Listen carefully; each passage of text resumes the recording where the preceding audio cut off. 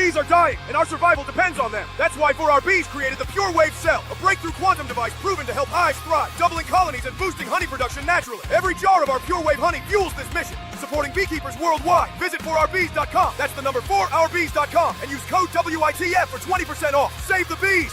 Save us all!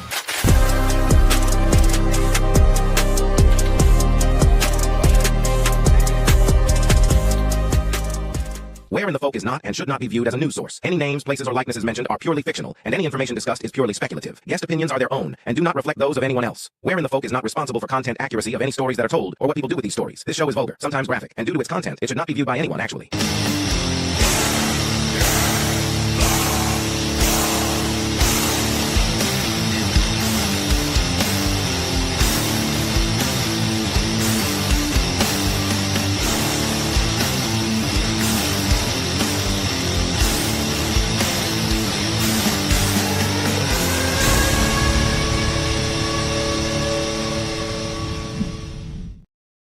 Welcome, everybody, to another episode of Where in the Folk. I hope everybody's had a tremendous week, and thank you for joining myself, Cecil, and Tully as we conjoin here on Friday the 13th. Conjoin? No worries, Crystal. No worries, Crystal. I sent out the spam email, though. If you didn't sign up for the spam mail, go sign up for that. I was preaching that at the end of the show. So I sent recipes to everybody and stuff. Neat. But if you're already on there, you don't have to do it again. I've already got it. It seems like Twisker has no longer lived on us. So hopefully everybody from Twisker can find us. And anyway, so we're going to be talking about Friday the 13th. I know that everybody's itching and just dying to hear some more about the Epstein files. We have about 15 hours of that before the drop, so go ahead and check out previous episodes or go watch Alex Jones or Tripoli or somebody like that. We are on vacation from the news, and we've done, like Cecil said, probably 10 to 15 hours on Epstein, and last weekend we did 5 or 6. So if you're wanting some Epstein stuff, go back and listen to our episodes. We did a whole episode about the history of him too. About 2 months ago or 3 months ago. Just go back and look in the archive for it. Yep.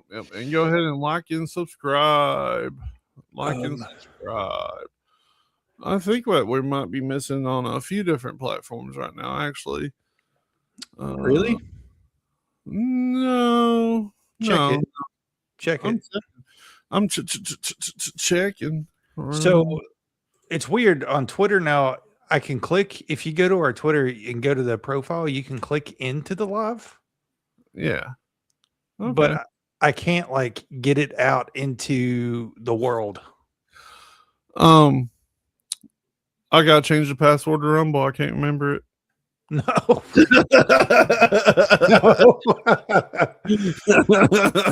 Yeah, I'll check it. Jesus Christ. But anyway, like I said, we're going to be covering Friday the 13th. Now I want to get started with the number 13. What makes it such a suspicious number? So many ancient cultures saw the number 12 as a cosmic completeness, so to speak. You had 12 months, which is a lie. You had 12 zodiac signs, 12 Olympian gods, 12 tribes of Israel, 12 hours day versus night division. How much more 12 singular does it get? So what was 13? It represented beyond completeness, so it went even past being complete. Is disruption in the system, is an extra piece that just didn't quite fit.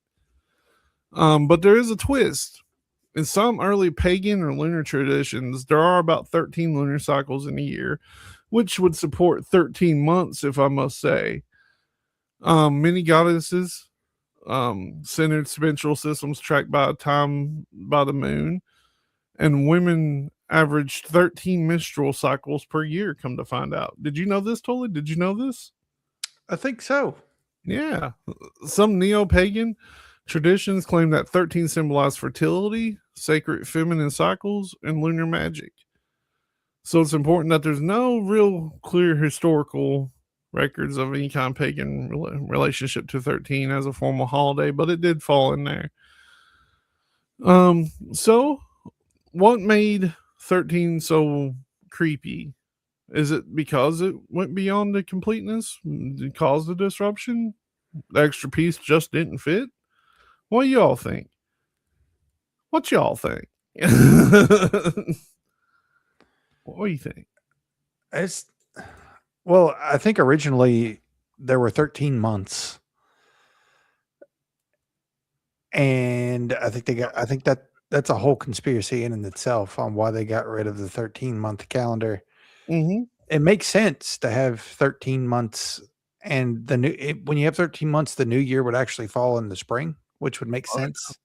Yeah. Because it's like a new beginning. And every month will be 28 days. Each month has its own lunar cycle. Yeah. So that's one of my suspicions, is that 13 became an evil number because of suppression. That can be found nowhere. Because if it was suppressed, then why would it be anywhere?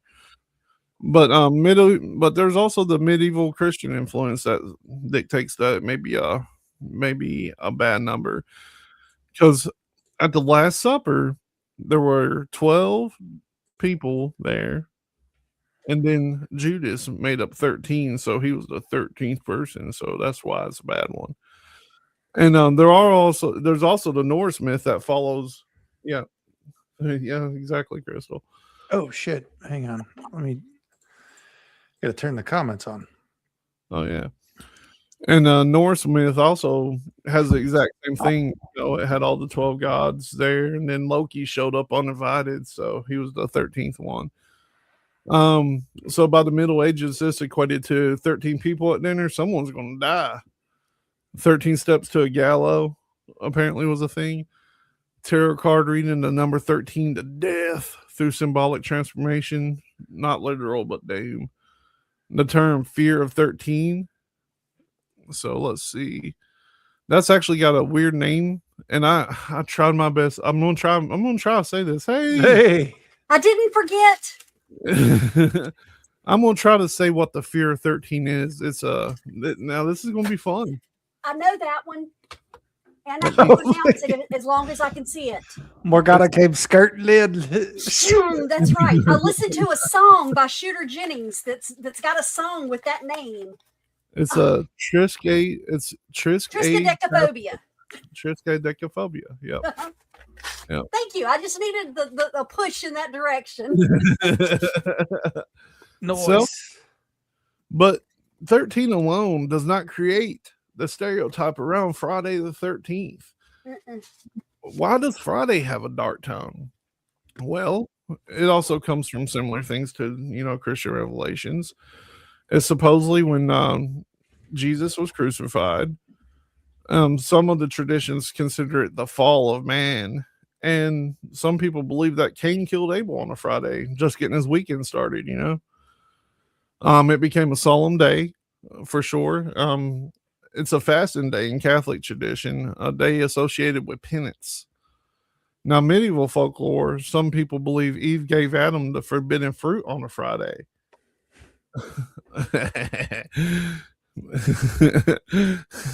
Because it's a Friday, Crystal said. The Great Flood supposedly began on a Friday. Execution days often fell on Fridays in parts of Europe. Now that one can be a little bit more understood because they didn't have movies to go to on the weekend. You know what I mean? That's what do for entertainment. Let's see. Now it's important clarification. I'm just gonna skip over this part because I don't buy this. I don't buy it. Now the one that we have the most meat on, I'm gonna let Tully run over, and you can pitch into. I think you got the material as well, Morgana. It's got too much reading for me. Okay. So Friday the 13th, 1307, Knights Templar. I'll set you up. The date was October 13th, 1307. King Philip IV of France ordered arrest of Knights Templar. Accusations of heresy, devil worship, financial corruption. many tortured, many executed. But did it really happen? I don't know. Well, that was something like when I was looking into this, because I've always thought that it was Friday the 13th because that's the day that they turned on the Knights Templar and there was a massacre of a bunch of Knights Templar. And I was like, is this a Mandela effect? Because I got on the internet last night and was looking at this and it says that's a super common misconception. And I distinctly remember reading about this for years and years that it was a massacre, but it says that it's everywhere from books to movies, but historians pretty much unanimously agree that while the Knights Templar were targeted on Friday the 13th, 1307, that event isn't the origin of the Friday the 13th superstition. It is Jason's birthday. That's correct. Yes. And they're saying that now it was arrests and not a massacre. They said on that date, King Philip, nicknamed Philip the Fair, issued secret orders for coordinated dawn raid across the country. Hundreds of Templars, say around 600 or more, were arrested on trumped up charges like heresy, blasphemy, spitting on the cross, denying Christ, and even indecent acts, a medieval way of implying homosexuality or sodomy. The Templars were, so why did they do this? The Templars were a powerful military religious group founded in 1119 during the Crusades to protect pilgrims of the Holy Land, and over time they became Europe's early bankers, amassing huge wealth, land, and influence through donations, loans, and shrewd finances. But after the Crusades faltered, the military role diminished, though their riches did not. Philip was deeply in debt to them for his wars. This is very similar to other groups, too, that this has happened to throughout history. Mm-hmm. So he resented their independence from royal control and coveted their assets. He didn't listen to the 10 Commandments. Could I throw in one quick thing? And you may cover this later, and if so, I'm so sorry. But that was one of the ways that you were able to join the Templars. You had to donate all of your worldly possessions to them. That's how they started amassing so much land and stuff. Oh, cool. Yeah, I don't know if that's in here or not, honestly. But me either. I have not read forward, so if it is, I'm sorry. That's a fun fact. But by accusing them of heresy, he could seize their property without repayment and eliminate a rival power at the same time. So he did dirty stuff like leaders always do. This has been going on for thousands of years. Yep. It wasn't an outright massacre on the spot, though, according to historians. Many were imprisoned, tortured into false confessions using brutal methods like the rack, burning feet, or starvation, and held for years. Trials dragged on under pressure from Philip, who was based in Avignon and somewhat beholden to him. Influenced by Pope Clement V, by the way. Yes, in 1312, the Pope officially dissolved the order in 1312. De Molay and a few others were burned at the stake in Paris after he recanted his forced confession. Legend says that he cursed Philip and the Pope from flames, and both died within a year. The order's assets were mostly redistributed to other groups. I don't believe that. No, I think it's hidden somewhere under DC or down in a hole in Oak Island Yeah, it's in the Oak Island hole. It's sitting right under the Pope's feet. That's possible too. I just recently found out, and I don't know how I didn't know this before, that there are like 53 miles of tunnels under the Vatican City. I knew there were a lot, but I did not know the actual number until recently. 53 miles, that's hardly anything. Yeah, they could hardly see anything down there. Circular. Oh no, it's where they keep all the old records and just paperwork and stuff. Their secretarial work. Prior to the digital age, they had to write everything, and they don't want to get rid of it because that's the church history. It's probably the real history, and that's why they don't let us see it. Yep. Yeah. Mhm. And So I the- hear, before you continue, I hear okay. there's rumor that Lucifer's down there too, and I wonder if he's In in the 13th cell. in Oak Island? The Vatican. Or Oh, the Vatican. but Lucifer could be buried in the Oak Island. You never know. Well, they keep finding all these miraculous sticks. Maybe they'll find him. Yeah, Stranger things have happened. strange sticks. I Hey, hate to with get off on with things. with the way that all of these higher ups and rich people are trying to cover stuff right now, I would not be surprised for there not to be a huge, oh my God, we found Jesus Christ's bones. They were in the Vatican the whole time. Here, My- I hate to go off on a tangent.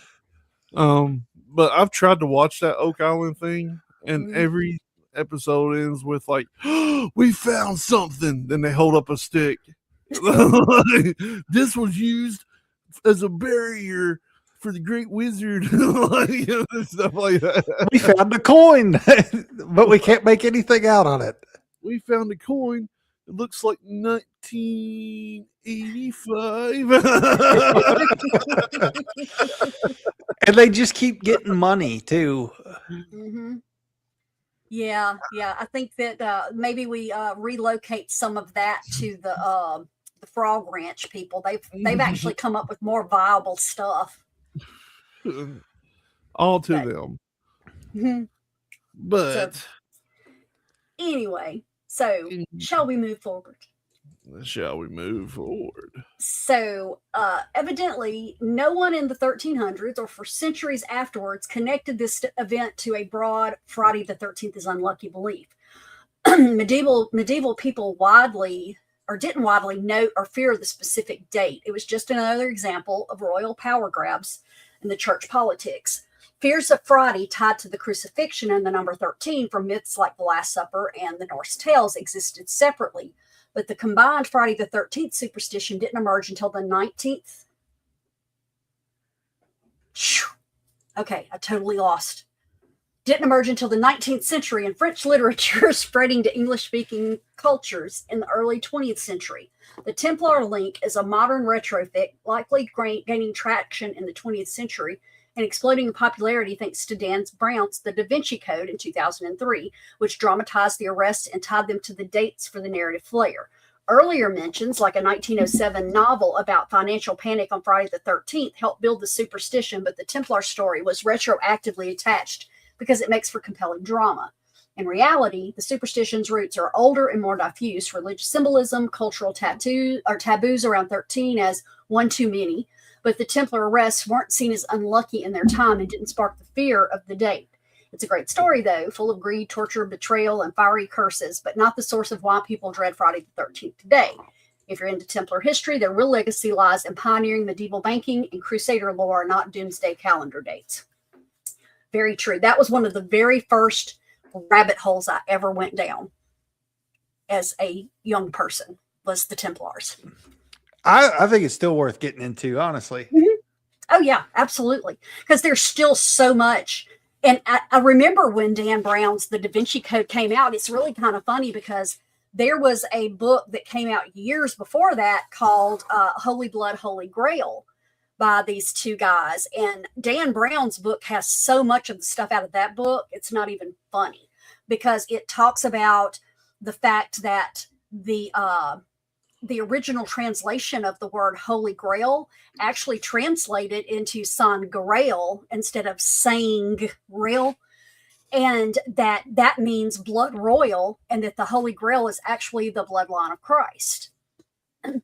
Very interesting book. That's what got me down the Templar rabbit hole, because it was actually like three guys that wrote it, but they started pulling in all of the Templar lore and the church at Rennes-le-Château over in France that has all of the weird symbolism in the stained glass and stuff. And yeah, it was cool.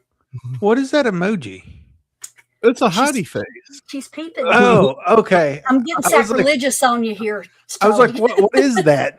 I Um, mean, everything's fair game on this show. We talk about everybody, every religion. I I heard about the Holy Grail as Jesus' bloodline in that movie. I think it was in that movie with Greek philosopher Tommy Hank. Yeah, that's Dan Brown's book, Yeah, okay. The Da Vinci Code. Code. Uh-huh. Yeah. Mhm. Book. I watch books with pictures. That makes a lot of sense, actually. In my early 20s, I went to work in our state capitol, and they had a library that was way bigger than the one in my little hometown. So it opened my brain up. And I had read Holy Blood, Holy Grail when I was like in my late teens. And I never could find anything else because my library was very, very particular about the types of books that they allowed in. But then, like I said, I was like 2 blocks from the Eudora Welty Library, and there was so much stuff there. And that was when the internet was first starting to come up, so you could actually go in instead of having to go to the card catalog. You could actually look it all up and know exactly where to go get it and stuff. And all they did was, the funniest thing is, at the time I worked for the bishop's office for the Methodist Church. So I would leave the Methodist Church and walk up and buy and get books from the library about Satanism and the Templars and stuff like that. I've always thought Tully was the CIA plant, but after you say you worked at the bishop's office, I did. I did. Am I surrounded by spooks? Like, Yes. next thing Oh, I'm yeah. hearing, Stevie's gonna be like, I gotta go to the meeting at the Mason Lodge. It was funny and totally off subject, but I grew up Southern Baptist. Okay. My father was not a religious man. My father was spiritual. He was very quick to tell you religion was not logical, but you could look around every day and see what Mother Nature gave us, which is kind of where I started floating away. But my mom grew up Pentecostal. So we were in church every Sunday, whether she was there or not, we were there. And I remember getting in trouble when I was like 9 years old for asking questions in Sunday school, to the point where the preacher took my mother to the side and said, "You need to do something with her. She asks too many questions." And that didn't go over well with my dad. So, but I was driving to work to the Methodist Church, and it was like 1 block up from the Southern Baptist Convention of Mississippi. And I listened to NPR on my way to work every morning because I had an hour drive both directions. And I listened to the leader at the time of the Southern Baptist Convention basically saying a woman's place was under her father's rule until she got married, and then she was her husband's to do with what he needed to, that she should follow him in everything and that she should not have an opinion of her own. And I parked my car at my job and I walked the block up and said, "I want my name taken off the records. I do not want any association with the church anymore." And they had a meltdown. And I'm like, "I don't care. You know, I mean, your leader is telling me that I don't matter as a female." So it was bad. Yeah, and that's not all churches. No, That's not no, all no. churches. And- There are some and bad they have- apples out there, though. Yes, and they have totally reversed. As a matter of fact, they were shuffling then because he came back 2 weeks later with, no. I meant that she should go to her father and then her husband for guidance. Well, dude, that is not what you said, because I listened to you lie, you know. And like I said, he backpedaled quick because he realized just how badly it sounded. And they have really stayed away from that since then. But, you know, I'm reactionary and freely admit that about myself. Of course, then the Methodists thought they were going to get me, and that didn't work out too good either. So, yes, I had a secret life. I went to a Baptist church with 45 people, and Tully was one of them. Oh, yeah? And when I was a little, my nana would take me sometimes. Mhm. Yep. Yeah. Yep. And our buddies Chad, his wife was the other one. But I'd like to have been sitting there just as a fly on the wall for some of those they were fun. conversations. No, we This was Southern Baptist that Oh, we, so it was like screaming and hooping. and we were Oh, children. yeah.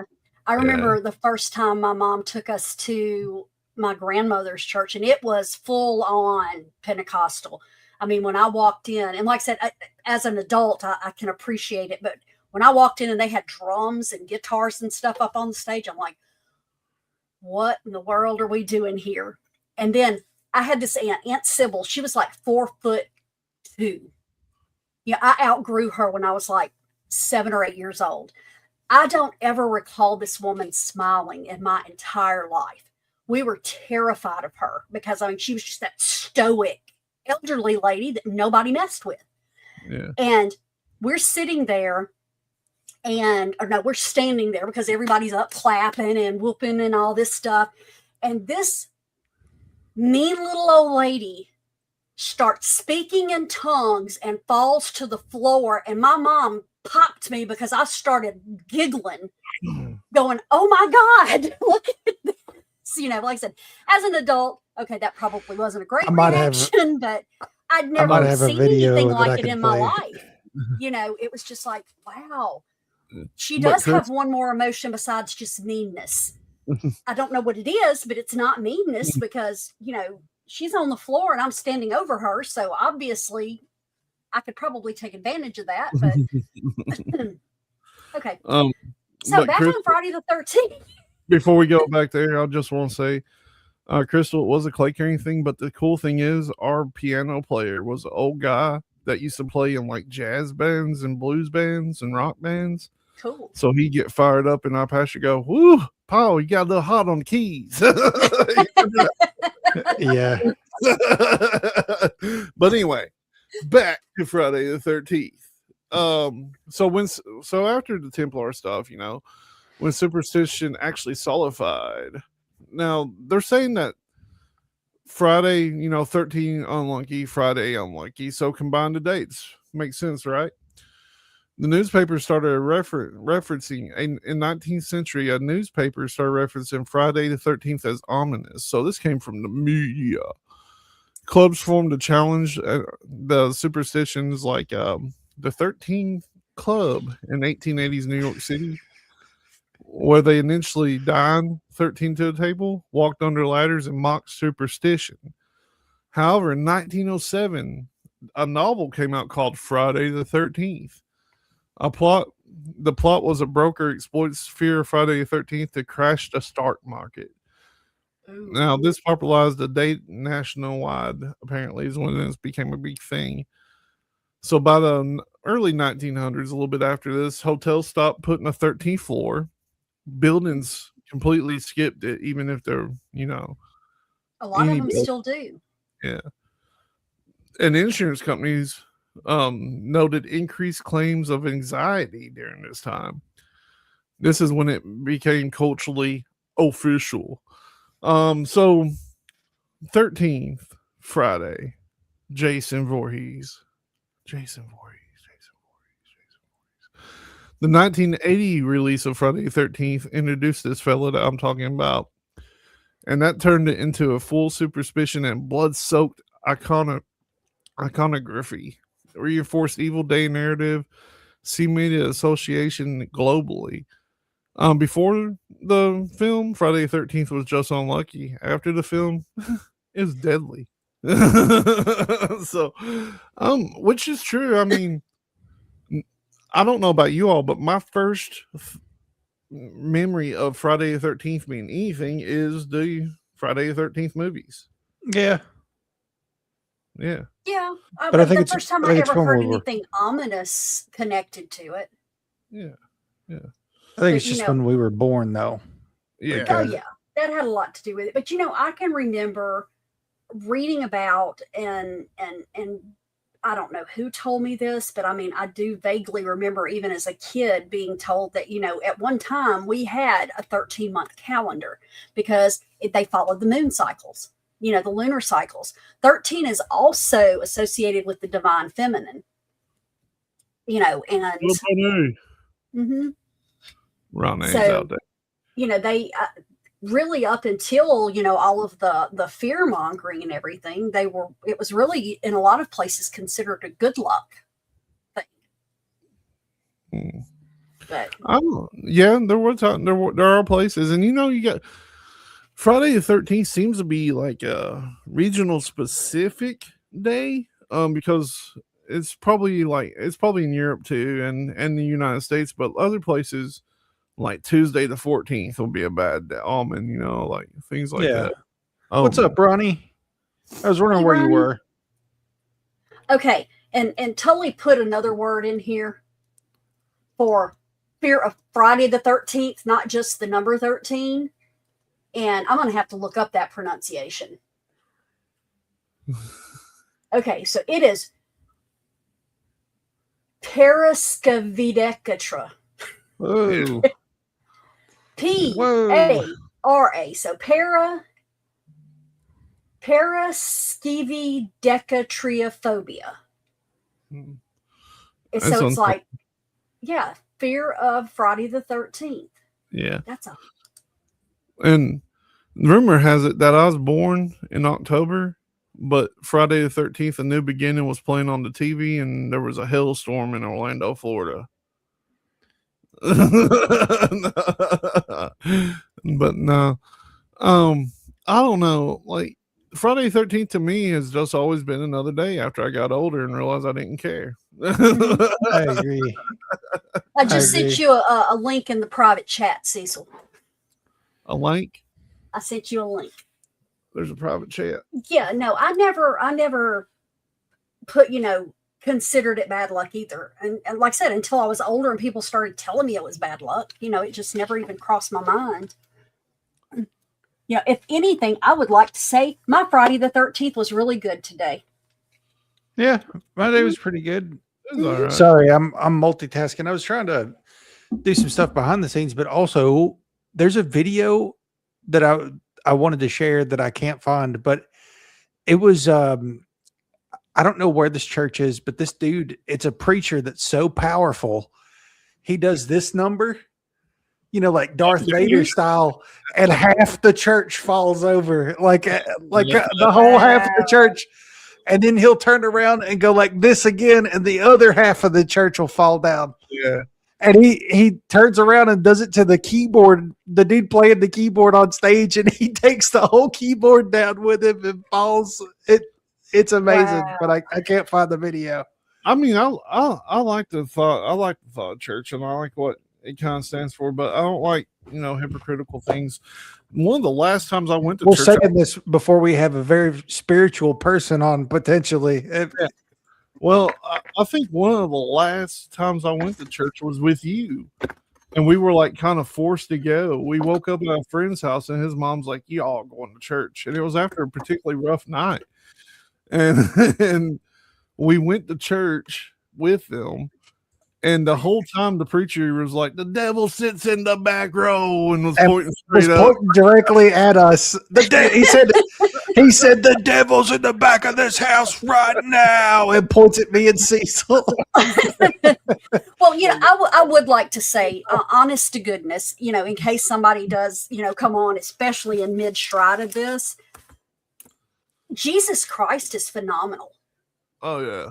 But his message has gotten so lost in a lot of churches. Okay, I could do that. If we were face to face, I could do that to y'all right now. It just does not work over the internet. Look at this. That's the power, buddy. That's like a forced push. That's what Darth Vader does. Yeah. And like in that particular time we went, they had an evangelist there. And my favorite thing was when they finally pulled up the evangelist and he was doing his thing, the guy with a broke neck that couldn't turn his neck anyway got up there and he laid hands on him and pushed him on the forehead. I was like, ugh. He said, "How's your neck feel now, brother?" And he's like, "About the same." He's like, "Go ahead and work it on out." I would love to go see this guy in real life to just see what kind of vibe. Well, half the church is on the ground right now. Yeah. He's talking. Oh, I would either have to be in front of them or way back on behind them, because when one ran into me, I'd really not be happy about it. See, I would love to go to a church like that too, just to see the power of the force. Yes, like I said, I would love just to see what kind of energy he has, period. Because that could be amazing. I should have probably, since we're getting close to halfway, we can talk about our brand new website that we have for Yeah. all of we don't have a ton of designs up right now, but we're doing limited releases. So we got the family photo that Cecil made. We've got Morgana's awesome design. That's probably my favorite. Yeah. And it's for those that don't know, she triangulated all of our locations, and this is where we all are in the United States, like this triangle. And if anybody buys anything on here and decides to get me an early Christmas or birthday present, just message me on Facebook or Twitter, and I will send you my address. This is the alien abduction tee. And then the difference. So the hoodies, like I said last week, $40 for a hoodie if you want one. The big, huge hoodies, $50. Just because the core price is more. And then the unisex tee for whatever reason is more, but I do know why it's more. Look at this. So all the other ones are just the front. The OG tees and the OG hoodies both have a front and back. Woo! Awesome. So you get the Wearing the Folk podcast on the front, and then you get our OG insignia on the back. And I don't know if I can actually, maybe I do have, maybe I don't have it as an overlay. No, I don't have it as an overlay. Our background, if you've ever noticed, is this. Like you can kind of see it back here, the planet. But so the women's, we've actually got some different stuff in the women's. You've got some baseball tees. Cecil's custom design. Cecil drew this himself. Yeah, this one isn't AI. This is one done by hand, which sucks. Cool. Cecil drew this himself. It's special. It's limited edition, and we're going to rotate shirts out. So, you ain't got to be in any hurry, but just know that like new designs are coming. If you're like, oh, I don't really like any of these. We're always going to be putting out new stuff, but we finally got this up. We don't want to overwhelm everybody with 70 different designs. Yes, we could have 70 different designs. We kept it simple. I also got a baseball tee or football tee in Morgana's design. My intention is to release a hand-drawn one every time that hand-drawn one is coming down. And then so the women's, we got women's premium hoodies, men's premium hoodies. We got a unisex dual contrast hoodie. I thought the blue in this looked really cool. I like the blue. And all of these hoodies, like I was saying last week, you go to a concert or something, you get a $70 hoodie and it's only the front. We were able to do this for $40 and it's got our OG design on the back. Well, and another thing too, I will tell you, the last concert hoodie I got was crap as far as the quality of the sweatshirts, and these seem to be really nice. Yeah, all of them. So I wanted to do the premium hoodies because they're the highest quality, but also we got a unisex heavyweight hoodie too. It's a few bucks more. Heavyweight. That's for me. This one comes in some cool colors. Pink, if you want pink. Oh, I do. But we also got the last thing. We got a few accessories. We got some stickers. Morgana's design made an awesome sticker. Yeah. We got Cecil's limited edition Lisa Frank inspired sticker. That is And then we got totes and coffee cups with the family design.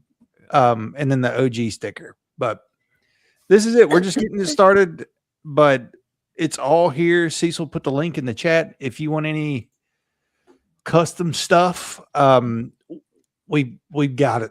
People's been asking for shirts and stuff. If you want them, they're here. If not, that's fine too. We get a couple bucks off of each of these, literally. We kept the prices as low as humanly possible. So that you weren't paying $30-$40 for a t-shirt. If we get stacked, we're going to the club. Well, and in this case, it would have been like $40 for this t-shirt if we hadn't, shaved all of our profits off. So Yeah. I think we're getting like $1 on this t-shirt. But if anybody's fans of Fear and Loathing, the inspiration behind the Bigfoot one is obvious. It's a mimic of a Ralph Steadman in the fear of the tone of a Gonzo. So there we go. What up, babe? What's up, Abe?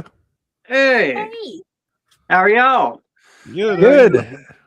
how are you? I didn't see you hanging out back there. We're live, by the way. Oh, I just clicked on that link because I was like, well, it's getting time. How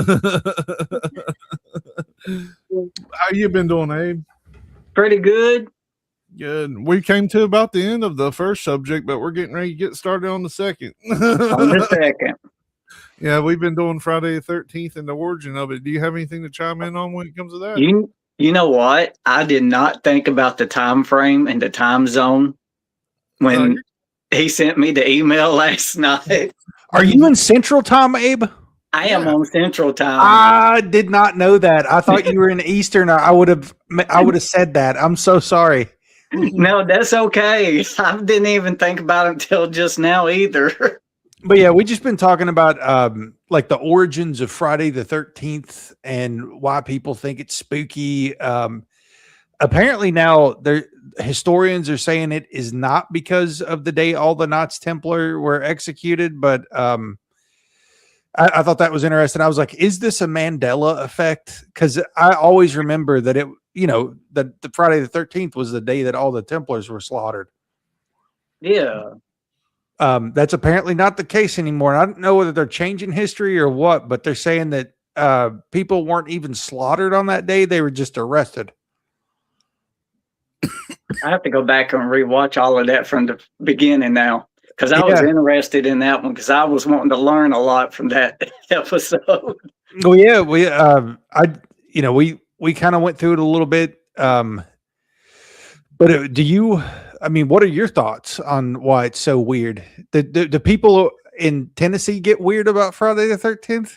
Oh, yeah. Anything goes wrong, they blame it on Friday the 13th. Car breaks down, Friday the 13th. I mean, if it's a Tuesday, I'm like, dang. Yeah, So, I always Abe, look at Mercury retrogrades. Abe, for people who who haven't seen you before, please introduce yourself. Oh, well, hello, everyone. I'm Abe with Abe's Front Porch Talk. I have 2 different YouTube channels. I have a podcast. Also, you can find me on Spotify, many other podcast platforms. I talk about many different things, so it's just pick an episode that interests you, and that's all you can do. Now, as you can already tell, yes, I live in the South. I'm a Southerner. Yeah. Well, I was just talking about that last night because I started a cooking show and I was reading Reddit threads, and I'm like, I'm thinking about all these people who read professionally.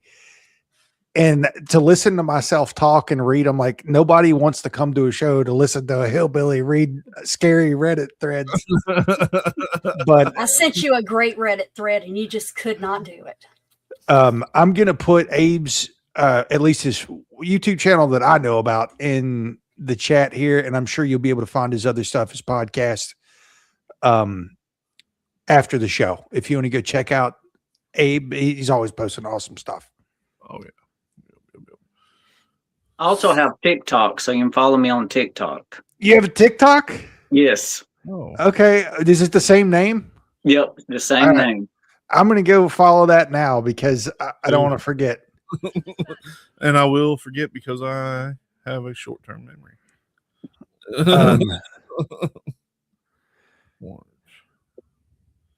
Okay, I got you. You got a new follower, Abe. Well, thank you. Yep, I'll follow you back as soon as we get through with all of this. You don't have to follow me, but I've literally never posted one thing on there. Yeah, I don't. I had a faceless TikTok for a while. I think it's got like 8,000 followers or something. But it's so disheartening to me when you put. Sometimes I would spend like 3-4 hours editing a video, and put it on there, and it gets like 300 views, and the algorithm don't send it out to the world. So I haven't posted on there for a while because I got disheartened by it. We usually take a break around this time, but I think we're just going to roll straight through, ain't we? Yeah, that's fine. I'm sure Steven will be jumping on at some point. Yeah, I actually thought I was about ready to click. I'm so used to Steven being right there where Abe is. I about clicked it again. But yeah, usually, like Cecil said, normally we would be taking a break, but it's a special occasion. We got Abe with us hanging out, so we're gonna chat. And thanks to it looks like we got about 200 people that's popped in and out so far. So thanks, Twitter. Yeah, thanks everybody. Apparently our talks about the Epstein files has nuked us a little bit on a couple things. Yeah, we spent we gave a little bit of a prelude to this show. Usually we cover news and stuff. We're taking a vacation. We've spent probably 15 hours total at least on Epstein stuff, and we went into the dirt last week. We read hundreds and hundreds and hundreds of pages. There's people out there now that were listening through that whole thing. So we gave you the proof. We looked at people's backgrounds and stuff. It's all out there. So if that's what you're looking for tonight, just go back and listen. Because we've hit it, and we don't want to corrupt Abe while he's with us tonight. And totally forgot one really important part to the new shop that's just opened. With our merchandise, there's a little thing right here at the top for the next 14 days. Oh yeah. Everybody gets 25% off for 14 days. 25% off. 25% off. That means you only pay 75% of the label cost. Oh yeah, and that's really nice of that shop. It's like in celebration of us opening a new shop with them, so they're taking the hit on the 25%. Oh yeah. So to wind down, what we talked about is to wind down and to lead into amazing animal abilities, which I've got some. Well, you gotta wind down slowly because we're gonna need Steven. Yeah. Now, are we talking about the four-legged animals or the human animals? I think it's everything. Because I mean, some humans act like animals, so I'm just saying. Yeah, I think we cover animals that exist now, animals that used to exist, maybe mythical animals. Oh yeah. We'll hit it all. So to wind down slowly, we talked about how Friday the 13th got started. Now we've went over, what the origin of where the people feel like 13 has become unlucky, because it stepped outside of, the natural flow of things. So they say, even though the 12-month thing, I fully believe that we had 13 months for a long time because that's a fact. Yeah. And then you got the Friday thing where all kinds of bad stuff happened, just all kinds of treachery. But I kind of think of it like everybody's getting ready for the weekend and they didn't have much entertainment. Do you realize what all is going on right now? Because today's Friday the 13th. Tomorrow is Valentine's Day. Monday is President's Day. Tuesday is Fat Tuesday / Mardi Gras. And Wednesday is Ash Wednesday. That's all enough. Fat Tuesday? Fat Tuesday is Mardi Gras. That's the last day before Lent starts. So traditionally they used all the fat in the house, because originally during Mardi Gras you weren't allowed to eat meat. You could only eat fish on Fridays. I honestly thought that they had created a day for me. But anyway. No. You can claim it. You are more than welcome to claim it. But yes, Fat Tuesday is traditionally it was called that because that was the last day before Lent started that you got to eat and drink and do whatever you wanted to for 40 days. Hey Nick, what's up, Nick? We released our shop today, so go on here and buy a bunch of stuff. This goes directly into my personal PayPal account, so these guys will never see it. So right here's a limited edition T-shirt. That's a hand drawn one, brother. You've seen this design before, but I put it on the shirt. Yeah. Well, the good news is, Nick, you have 14 days, which I know you get paid again. And you can get 25% off, right? But anyway, so yeah, so Friday 13th, superstition created to, divert us from the fact that we should probably be living in 13s instead of 12s. Probably 13 months makes so much more sense, though. The new Yes. year would fall when the spring hits. Yep. And it's like new beginnings, and also daylight savings time that needs to go. Like, Yes. I don't know. I would prefer to be on the time where it's daylight more in the evening, but I No. would take either one at this Well, point. Doctors say that your circadian cycle would be better adapted to the other. Well, then I need the opposite of what the doctors are saying. No, we need it to be. I do not need want the- it to be dark at 8 p.m. But here's the thing: if we get rid of it altogether, certain times of the year it is going to be dark that late. Oh yeah. But then some times of the year it's going to be, super dark at 8 in the morning. I like the other time because it gets dark at like 9 p.m. in the summer. I hate that. I hate Uh, that. That's the best. I don't go to No. bed at 9. I don't go to bed at. What do you say? I sent you a text at almost midnight the other night with subreddits and videos. So see, I don't go to bed at 8 o'clock every night. There are huge. It goes up to 5x, Nick, and on some of them at least. Some of them go up to 3x. He's wanting that Valentine's Day picture, but Nick is one of the few people that outside the circle that actually got a calendar. So you should feel proud of yourself, sir. But I didn't get a damn calendar. I'll make you one. I traded mine for coffee. Cecil messed up. Cecil got us a really good coffee for Christmas, and I may have swapped the calendar for a bag of coffee. Well, the person you swapped it with was ridiculous because they're missing out. But yeah, I mean that's Friday the 13th all in a wrap. We got about 6 minutes to kill before 8 o'clock before we go into natural animals. What have you been covering, Abe, on your channels? I haven't really been doing a whole lot on mine right now. I've kind of been breaking. Yeah. So, but I've got some ideas for the next couple of weeks. I don't know if it's going to fall through or not. So I'm just waiting. I got you. Are you doing anything on TikTok right now? I am actually. I've been on TikTok live. I was doing lives there for a little while, and I quit that too. So, well, I didn't really quit. I just stopped for a little bit. My wife is currently sitting in the living room right now painting and listening to music on TikTok. I'm interested to see what she paints. I told her if she did a portrait of me and it was 1% resemblance, it'd be the most beautiful thing in the world. You're goofy.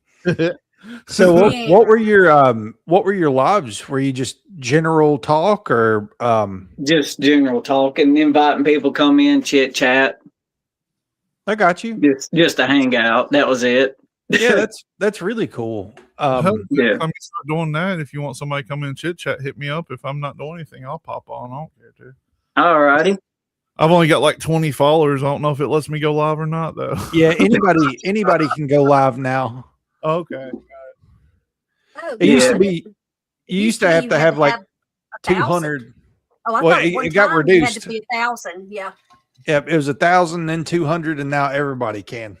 Yeah, because I know when Mo went live, he had to have 1,000 followers before they'd let him. I don't think I seen the white chocolate Valentine's pic or one of chocolate. Oh no, I didn't show it. I need to pull that. I'll show it. Nick, You made a Valentine's picture? I didn't make it. So if you haven't picked up the guy that pops in the chat, Nick, we work together. Don't dox yourself. I'm not saying where we work at or nothing. And I know he don't have it on Facebook because he don't know how to operate Facebook.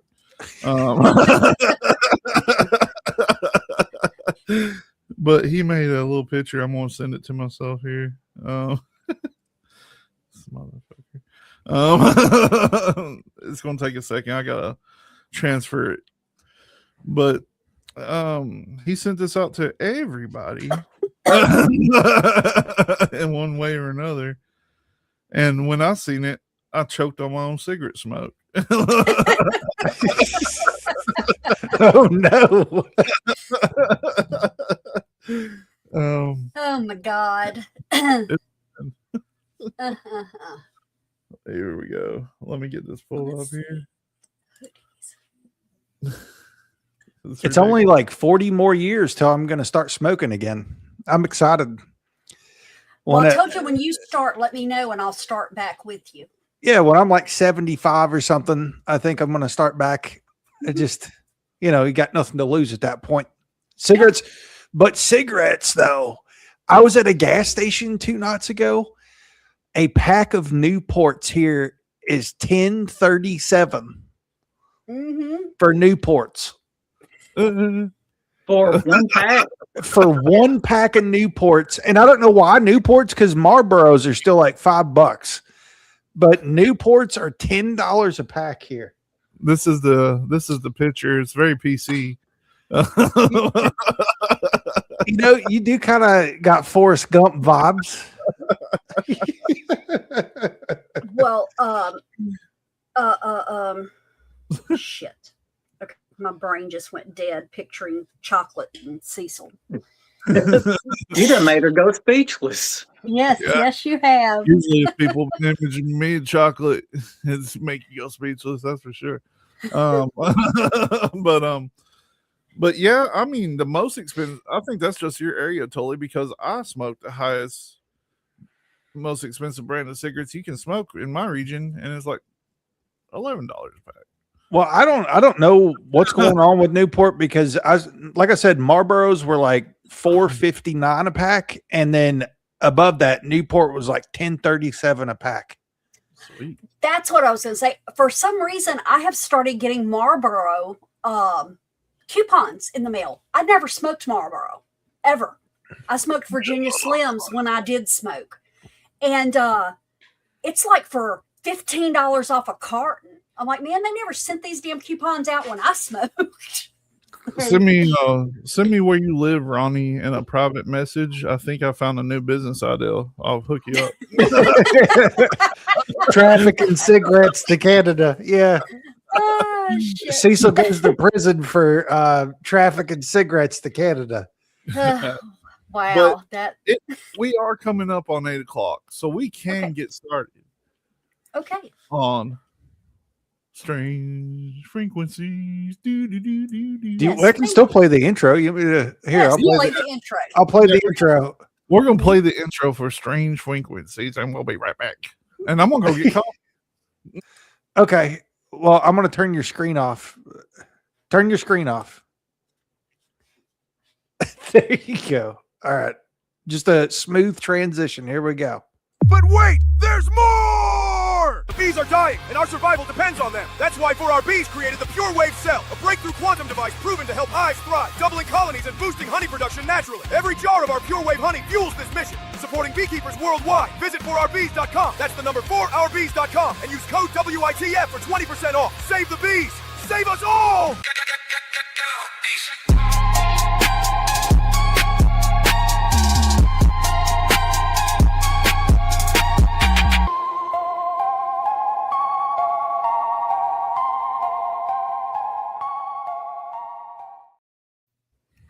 Well, hello, everyone, and thank you so much for joining us tonight for Strange Frequencies. This is your first time joining us. I'm Morgana, and we've got Tully and Steven. Cecil's rambling around somewhere, and tonight we have our special friend Abe joining us from Abe's Front Porch. How's it going, everybody? A great friend of the show. Abe's with us. It's nice to have you, Abe. I'm so happy that you get to pop in. Yes. Thank y'all for having me. Nice to be here. And Steven, yeah. Steven, people are celebrating that you're here. Yes. You know, we still have to work So you on have the the real Steven Steven shirt, this week. Tully. Oh, no. You're gonna have to remind me after the show. Yeah. Uh, It's one for Landa. It was a Landa shirt because remember when we were putting the old shows on during the intermission, it was fake Steven or real Steven. Oh yeah, where's the real Steven? We can Yes. make that shirt. I also am gonna make a bumper sticker. I just haven't had a chance to do it. So the bumper sticker will be up by next week, and I'll make a shirt that says "Where's Steven?" Mm-hmm. Yep. Where's the real Steven? That's right. Oh, man. Will the Okay. real Steven please stand up? This is Landa's dog watching wearing the folk. Oh, that's awesome. Hey, Landa's dog. Hey, Landa's dog. Did you mean to leave that out, Linda? Landa, what's your dog's name? No, that was Crystal. Who? Oh, wait. Oh, that was my bad. That's Crystal's dog. Crystal, what's your puppy's name? Oh, that's my bad. How did I misread that? No, that's Landa's dog. That came from Landa now. Whose dog was that? Somebody tell us in the chat right now. Oh, yeah.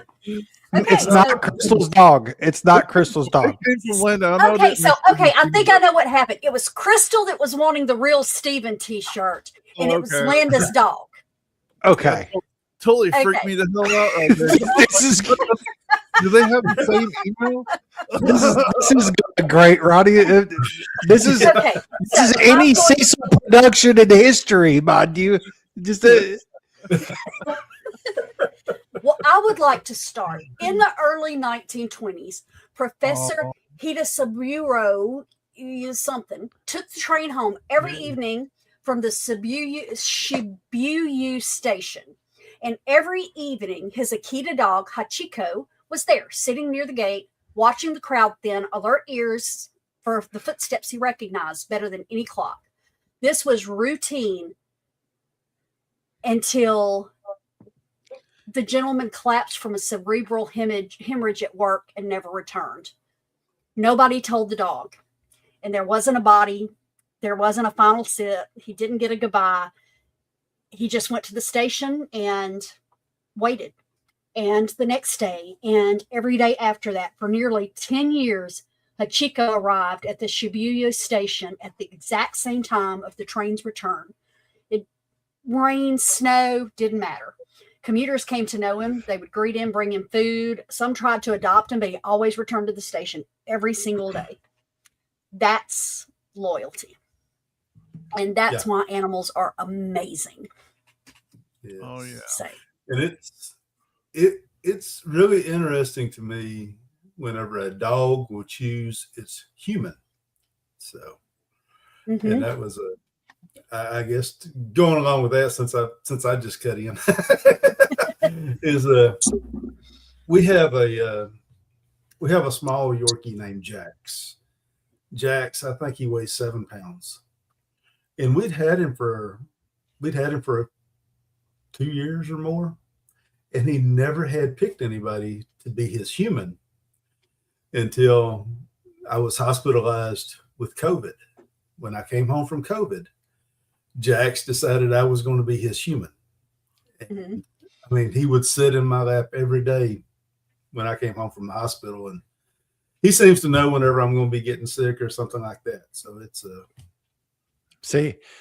I don't know if I'd be cool with that because it'd be trying to like get close to me to be like, nope, I ain't got time to get sick. Like you got to get out of here, dude. Yep. but he's really content sleeping between my legs or something like that if I'm in the living room, Mhm. reclining. Oh yeah, they're amazing. I mean, they are. I've got one that, and I never thought about it because she's a beagle, but my doctor asked me one day if I was having her trained as a service dog, and I'm like, what do you mean am I having her trained as a service dog? She goes, well, beagles make wonderful service dogs. I'm like, well, one, I did not know that. The only thing I ever knew a beagle was good for was a hunting dog. But, and she goes, no, actually, she goes, beagles specifically are very good to train if you have migraines, because they can predict them. They can usually feel them when they're coming on, and they can be trained to go get your medication, to go get a bottle of water, and they will check on you. And she checks on me when I have migraines. She always has. So could be something to it. Do you think there's aliens in the ocean? Hell yes. So the octopi are the closest thing to aliens, I think, on planet Earth that we know of. Mm-hmm. Those things, you've seen them squeeze through impossible places, change colors. Mm-hmm. They just don't seem, you think about all the other ocean species, they seem kind of out of place among even the ocean species that exist. I've always thought that they could be alien to the planet. Alien. Mm-hmm. Well, yeah, they're weird because you hear stories about them like squeezing out of their aquariums in labs and stuff, and then getting back into theirs before the people come in, and they only know this because they've caught it on video before. Yep, and they've taught them. You can teach them things. Mm-hmm. You can teach octopi things like very like condition and response, almost like a house animal, like a tame animal, similar to dolphins and stuff like that. But when the government came out last year and was like, there's non-human biologic life intelligent in the ocean, that they're flying aircraft out of the ocean, my first thought was the octopi have a base somewhere that they're just going back to. Well, they say that they also they will they're bullies. Said that they've found them punching fish and slapping them and pushing them around and stuff. As it should.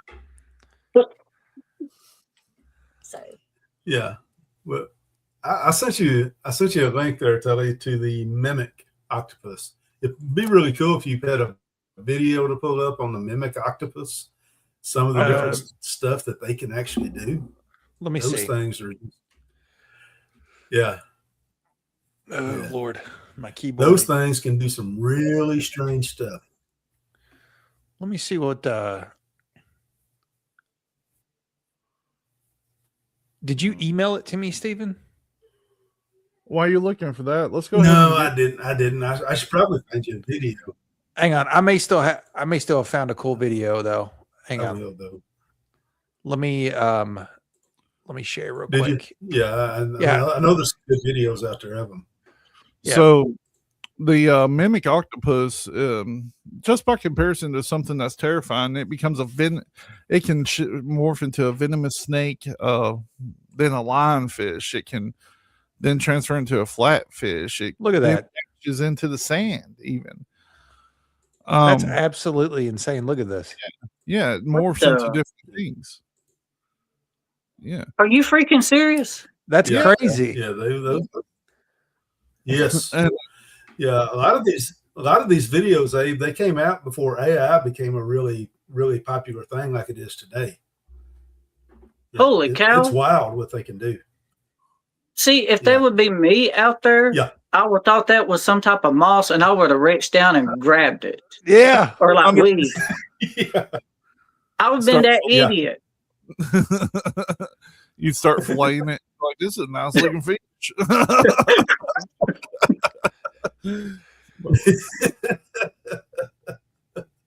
Oh. Yeah. Everybody sending us cute little animal pictures. I'll be the one where they show my face, my picture, and have that song with it, Dumb Ways to Die. Yeah. There it is imitating the snake. It changed its color to like a natural predator in the area. Like you can see it almost looks identical to the snake. Yeah. That's lionfish. And I just lost Crystal's picture of these pretty cats. Please send that again. Yeah, Ronnie. I hate this. email. Well, Landa, it's because I forgot to turn the lava lamps on, so it's still warming up. This big one the big lava lamp takes 4 hours to heat up, so it's only like 2 hours into heating up. Tully's got his big ones, and I just got this one right here. This is my lava lamp. I love that though. You know, this one up top, the green one, is actually a 1960s wizard star. So it's got the holes in the base where the light comes out. The rest of them are pretty new. Did you ever notice that on this email that we don't have a deleted file? It's probably just an ID 10T, Cecil. Yeah, probably. Oh no, I found it. Yeah, I'm the best. You lost it and found it. Lost and found, baby. Yeah, Ronnie, I agree with what you were saying about cats, though. Our cats are kind of stationary until it's feeding time. Then they come to life. Tully has 37 cats. 37 cats. No.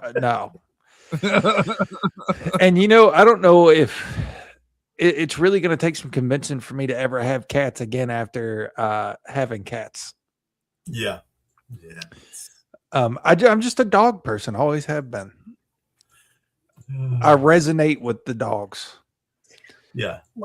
Because you're an old dog yourself. Look how much like the sand this looks.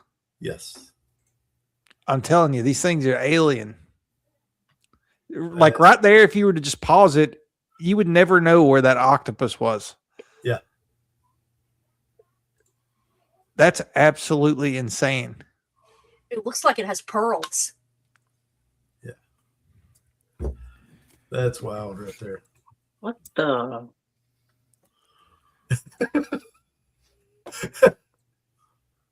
Wow.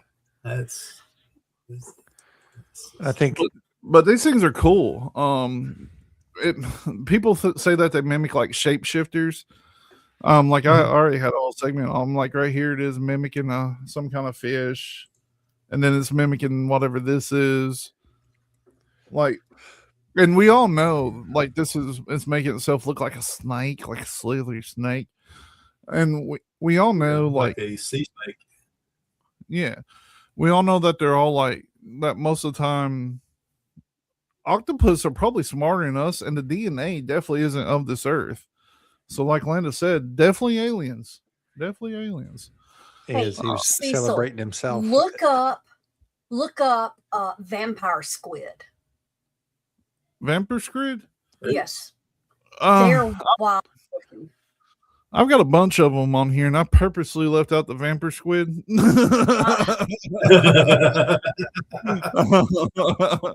I looked at about 200 different animals last night and came up with different segments. I got 10. So are you telling me the octopus or squids can transform like that in the ocean? Yeah. This one right Yes. here has a hyper intelligence, like most octopus actually do. They show problem solving like comparable to other octopus species. They They can- may be smarter than like tamed animals. Like Holy. How? we just don't know. We don't know a lot about it because they're very, very good at escaping too. Like even if you put them in aquariums or like locked tanks, they can reach out and unlock the tank and get out. Yeah.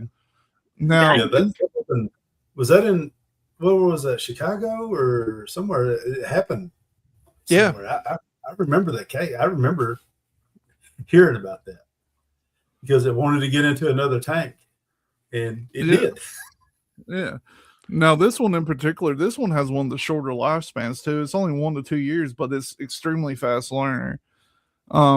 So they have other things too, like their special skin cells. It allows color change. Their texture changes from smooth to spiky, and it's a pattern projection too. Like it can become the rock, it can become the coral. It has venom or a shadow. They're actually pretty cute. I like the mimic squid. I've also seen smaller octopi. they're inside. They put them inside of a jar, and it will twist the jar top off. Like they can understand problem solving like that, where they can actually get out of. I mean, they're super smart. It's really eerie, Abe. Actually, I wonder what they would do if they're in the swamps with the alligators and crocodiles. oh yeah. Imagine they get on their back and like transform into the scales of a crocodile. Exactly, because I was thinking about, could they transform themselves to look like one of them? I think they can do it pretty much any, because they transform themselves into natural predators usually. So I guarantee that they would definitely do something like that. Now the vampire squid that Crystal Landa that Morgana was talking about is actually really cool too. Landa said they would use the alligators as horses. Probably. Sure. Now these things right here, let me get some info about it. They just look cool. Totally, if you can pull up a picture of that while I'm looking up some information. Picture of what? I'm sorry. A Vampire squid. Okay. They're You wild. guys just gave me some research to do now. Yeah, Oh, and- it makes you just question some things even more. Now the vampire squid is a dark red to black body, large glowing blue eyes, beautiful eyes like mine. Webbing between its arms to look like a cape. Covered in light producing organs, which is bioluminescent. So their guts glow. That releases glowing mucus, flashes lights on its body, has light tipped arm filaments that confuse predators. Let me get one in the dark. Now, out of all of the animals that I've found, the vampire squids in general are really fascinating animals. Not only because they always possess such unique abilities and have a learning curve that's comparison to human and dolphin, and maybe even above, but their DNA doesn't match Earth, is what I've always found the most intriguing about it. Yeah. So that would, that's why I was saying it would makes me question things even more. You know, with How big are the vampire squids? How much genetic tampering actually took place long time ago.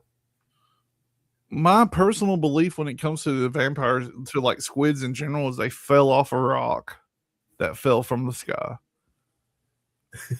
And see, the thing about it is too, and I don't, you really couldn't see it in that video, is they can turn that mantle inside out, and then they have all these spikes to ward off predators. No, Did you see that the giant alien looking squid that they saw next to the oil rigger? yeah. Now the vampire squid don't get very big. Going back to that real quick, it only gets to about a foot long. Yeah. But yeah, that huge one you're talking about, that was crazy. Continue. Yeah, let me Before go ahead. Before we do that, I want to show Crystal's Keaton's. She sent them to us. If you want to send us your pretty little animals, we'll be happy to look at them. Mm-hmm. Tully's got the screen blocked. Okay. Well, we'll show her kittens after this. There's this thing looks like an alien. So they caught this off the side of an oil rig. They estimated this thing to be, I forget how long. Look at that's a person compared to it. So are they calling it a squid, or is it some kind of jellyfish? it's a type of squid, they said. And this could be like hundreds of feet, or like probably 50 feet long or something crazy. I'll have to look and see how He looks big like a big old bug right there. Yeah, it looks like an alien. Yeah. Alien for sure. Wow. Ooh, that's creepy. Let me And see. I couldn't get y'all to come down here and go in the Gulf before. How am I going to do it now?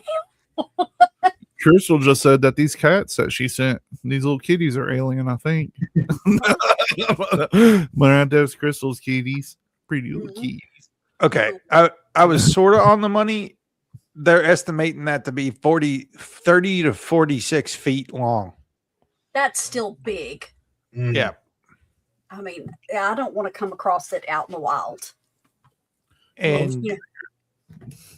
you know, there's been some spooky stories lately. Oh, I'll get you back in. There you go. Some spooky stories lately about mermaids. Mhm. I don't know if you guys are catching all that, but there was the story about apparently how elites like to eat mermaids. We've talked about it. And there was a more recent story of a lady that was talking about her a family member who went out on a boat. They were basically working for Blackwater or a similar military contractor. Their job was to go out and just do contract work. They didn't know what they were getting into. And about 20 minutes before landing in the spot that they were going in the ocean, everybody was handed noise canceling earphones and told no matter what they heard, not to take the noise canceling headphones off. Well, as they get to the spot, the girl's dad reports that he starts to hear singing. And everybody's like, what? And he said, as they got closer to the spot, closer and closer, the singing turned into voices. And he claimed that he heard his wife talking to him, but he still didn't take the headphones off. He said that there was a sailor that did take his headphones off and immediately started bleeding from his ears. And they hit the spot, they dropped the net, and they bring something up, and the singing stopped. They hoisted a humanoid looking figure into a holding chamber and left. And that was the story. But he said that after that, he never worked for this military contractor again. And there's been similar stories, even in the UK, where they were going out in the middle of the ocean, unknown spots. This other story in the UK was actually they were in the Navy. This lady submitted the story anonymously because she didn't want to get in trouble, but she said that they were expert divers and they were contracted while they were still in the military to go and dive a cave. They said that for scientific research purposes, they were diving this cave. Well, they get down there and discover a corpse in the cave, and it gets really explicit. Like this dude's, it was a man's body, and they said that his member had basically a stalactite shoved through it, and he was pinned to the sand in this cave that way. And so when they see this body, they're mortified. So they go back up to the surface and are like, WTF, like you didn't tell us there was going to be a body down there. And they're like, well, we didn't know, but thank you for confirming that. Can you get the body back up? So they go down, retrieve the body, and then they're like, we need you to map the cave. Were they delicate at least? I don't know. It didn't say, but they go back down. They start mapping the cave, and as they're mapping the cave, similar to the dude on the boat a minute ago, they start hearing this kind of hybrid sound between like a voice singing and a well call.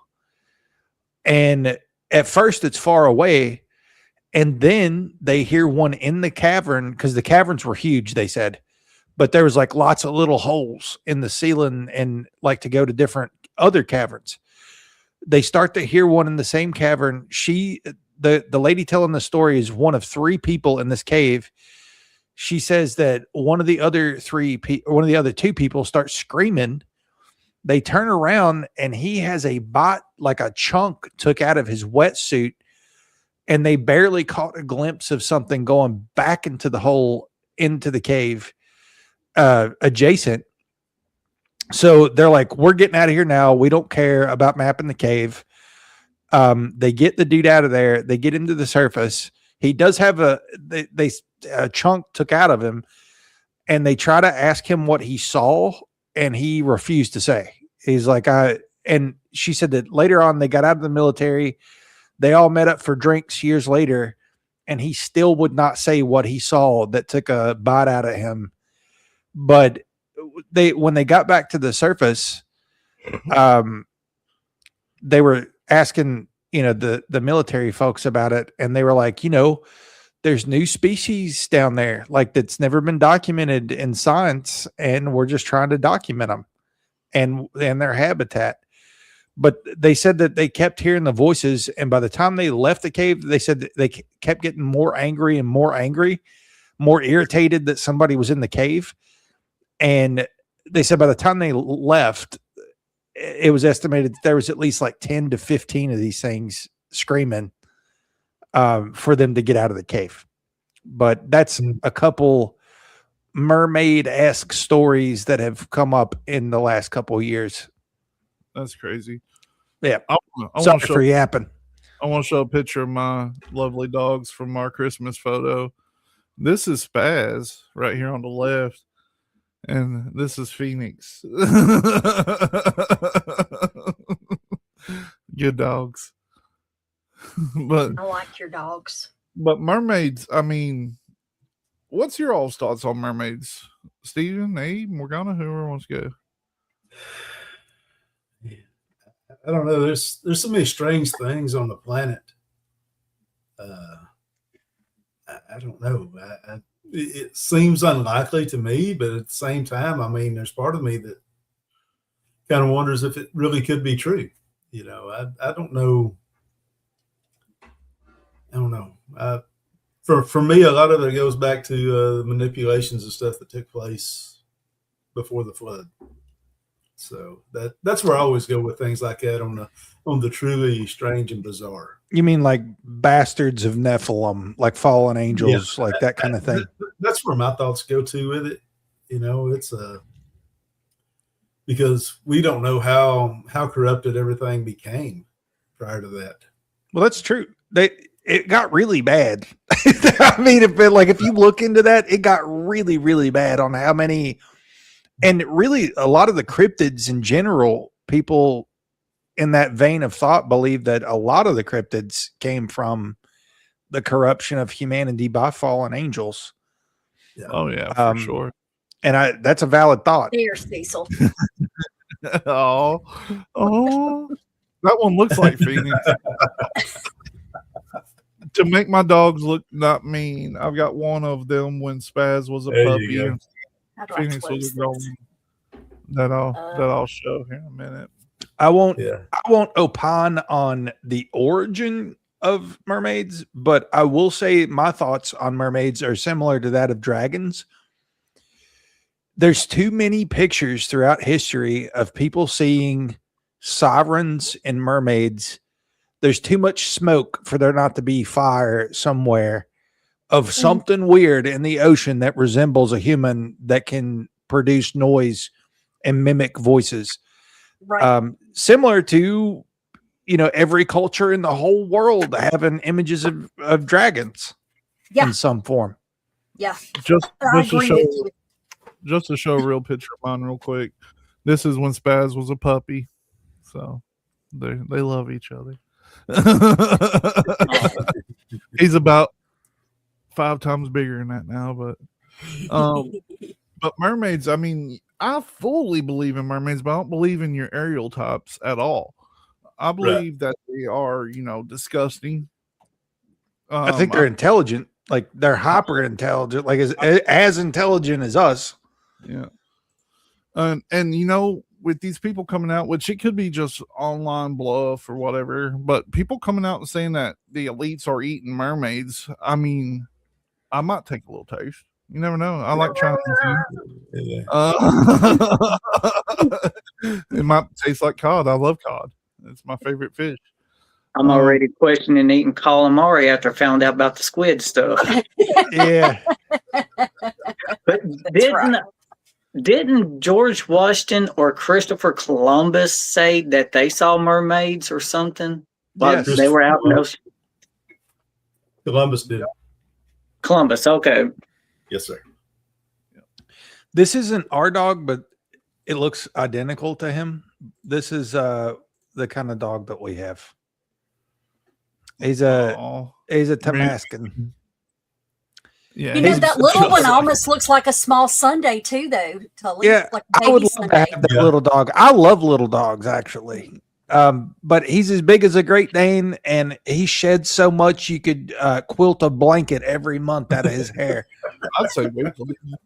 He's such a sweetheart, and he's so scary looking. Right here's the last one I'll show of Phoenix and Spaz. Look at him playing.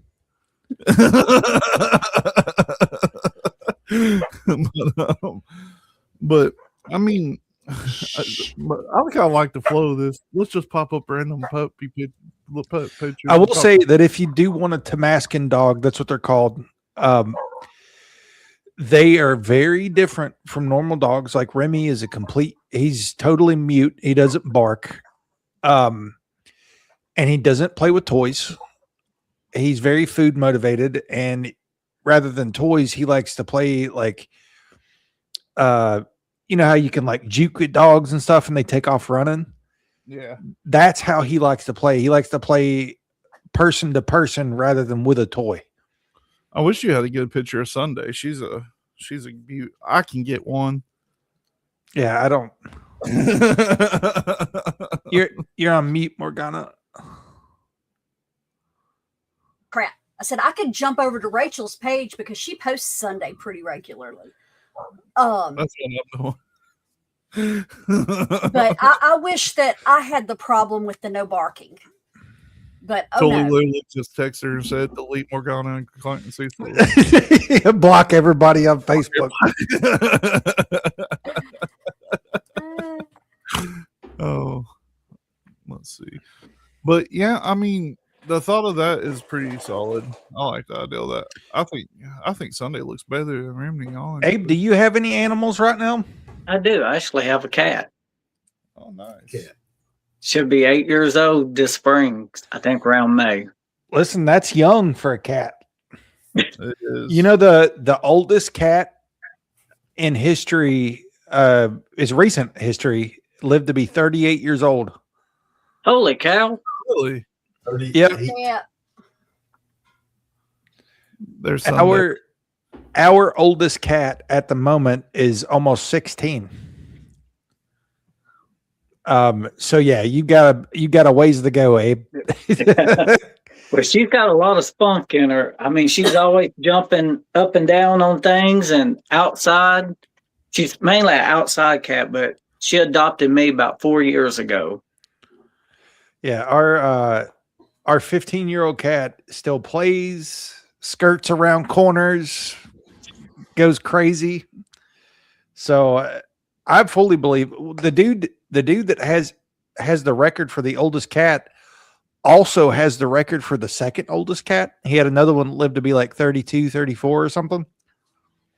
And he feeds him like a raw diet, but he was giving him like a little hit of wine every night. It's kind of a bizarre story. I think I forgot who's Rachel's favorite, by the way. Yeah. Dude, come on now. There's one of them in the flowers. One of her in the flowers too. I don't see any pictures of Remy on here. I've seen a video, but I'm not going to play the video. Yeah, don't dox me, please. But yeah, we love our animals. We love our animals. Take good care of them. I've always been an animal person. I just have a preference of dogs over cats. Same. Me too. Well, I had a cat for 14 years, and I loved that cat more than anything. His name was Satan's Little Monkey. He had a really long tail, and we called him Monkey. And when he died, I was like, I'm never having another cat. Just couldn't find one I liked. He talked. He'd be like, now, yeah.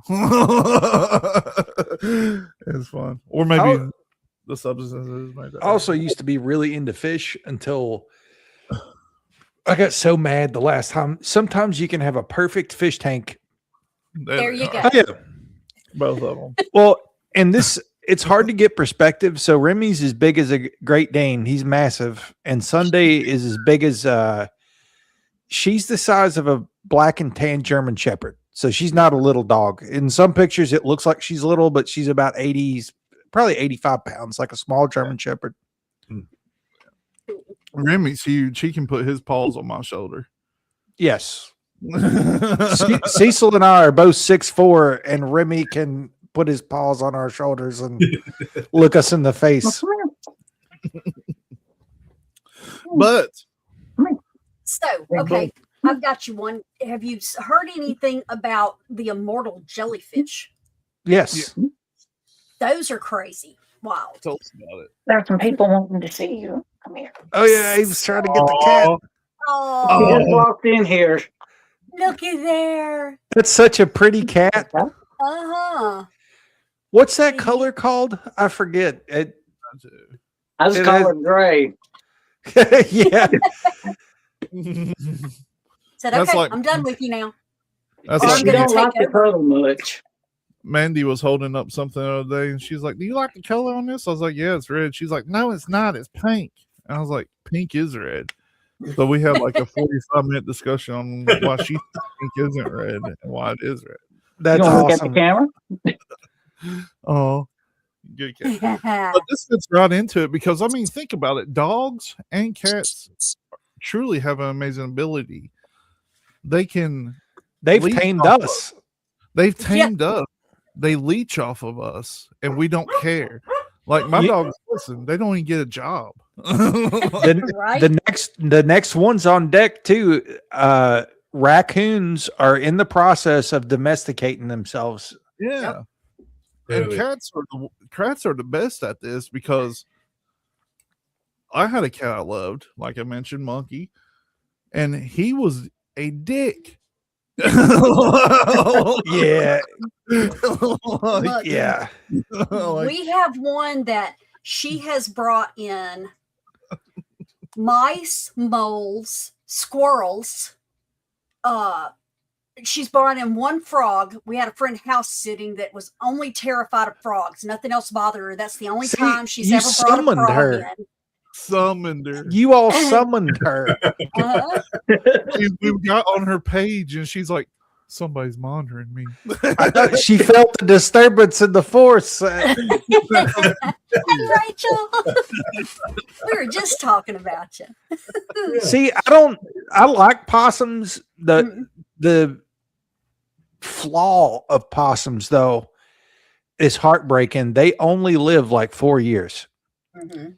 I don't know if you know that or not. Apparently, they make a great house pet, but they only live 4 years. That's just heartbreaking to me. I Yeah. could never. I need to That's- bring a possum home because that is one animal that Mandy is truly terrified of. Really? Horrified. Even like when we see like roadkill, she's like, she freaks out. I'm like, "You ain't gonna get you." it's done with this life. It's moved right along. Like, Yeah. Yeah, I don't know. I like animals with longevity, Mhm.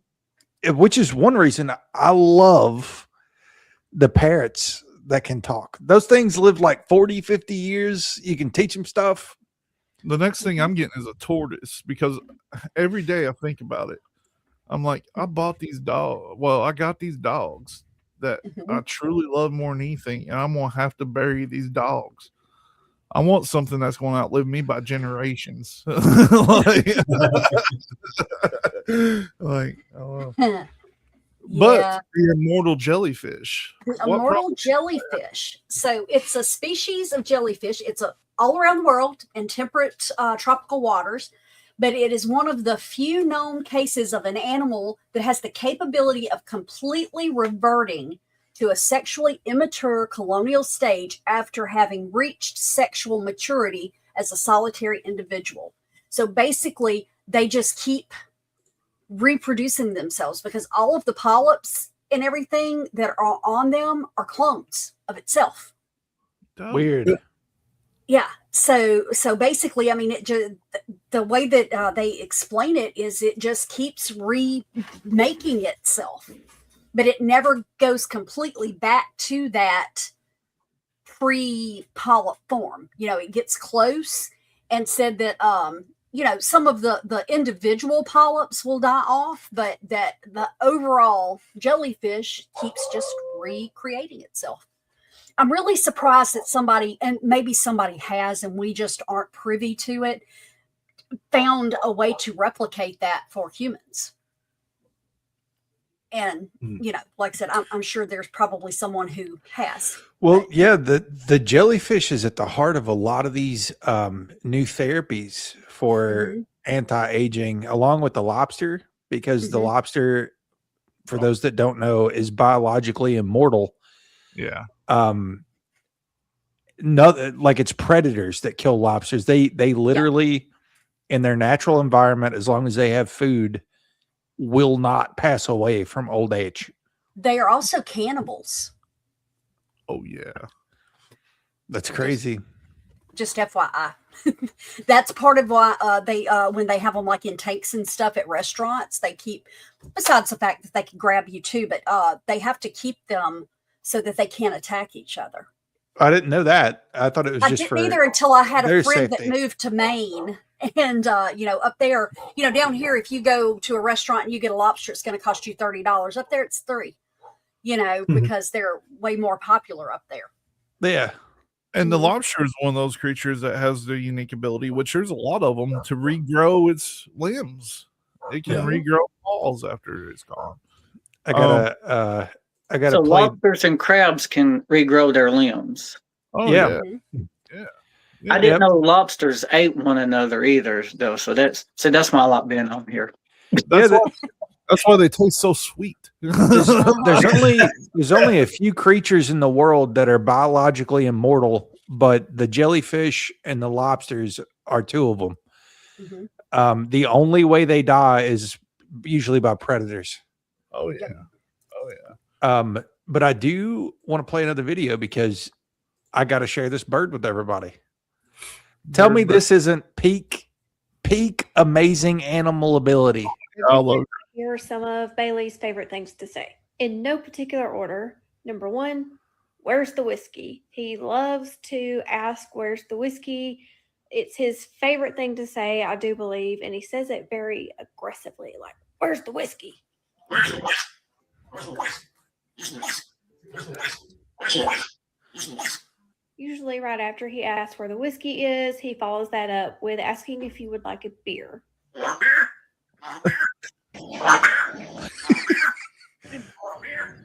Are you an IPA guy? What kind of beer do you like?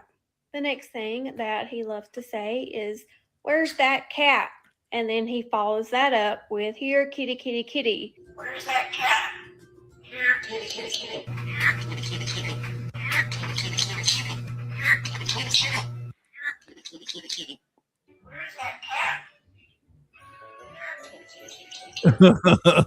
Of course, as any proper Southern bird would have to say, is roll tide. And boy, he says this a lot and in different voices. Roll tide, roll tide, roll tide, roll tide, roll tide, roll. If you've been following, you already know that he loves to tell me he's going to brush his teeth. I gotta brush my teeth. I brush my teeth. But along those same lines, he says, gotta get a bath. Gotta get a bath. And he'll say, gotta go pee. Gotta go pee. Gotta go pee. Gotta go pee. Although that is just a tiny sample of all the things that he says. We are working on new material. I have been trying to get him to say boobies for a long time.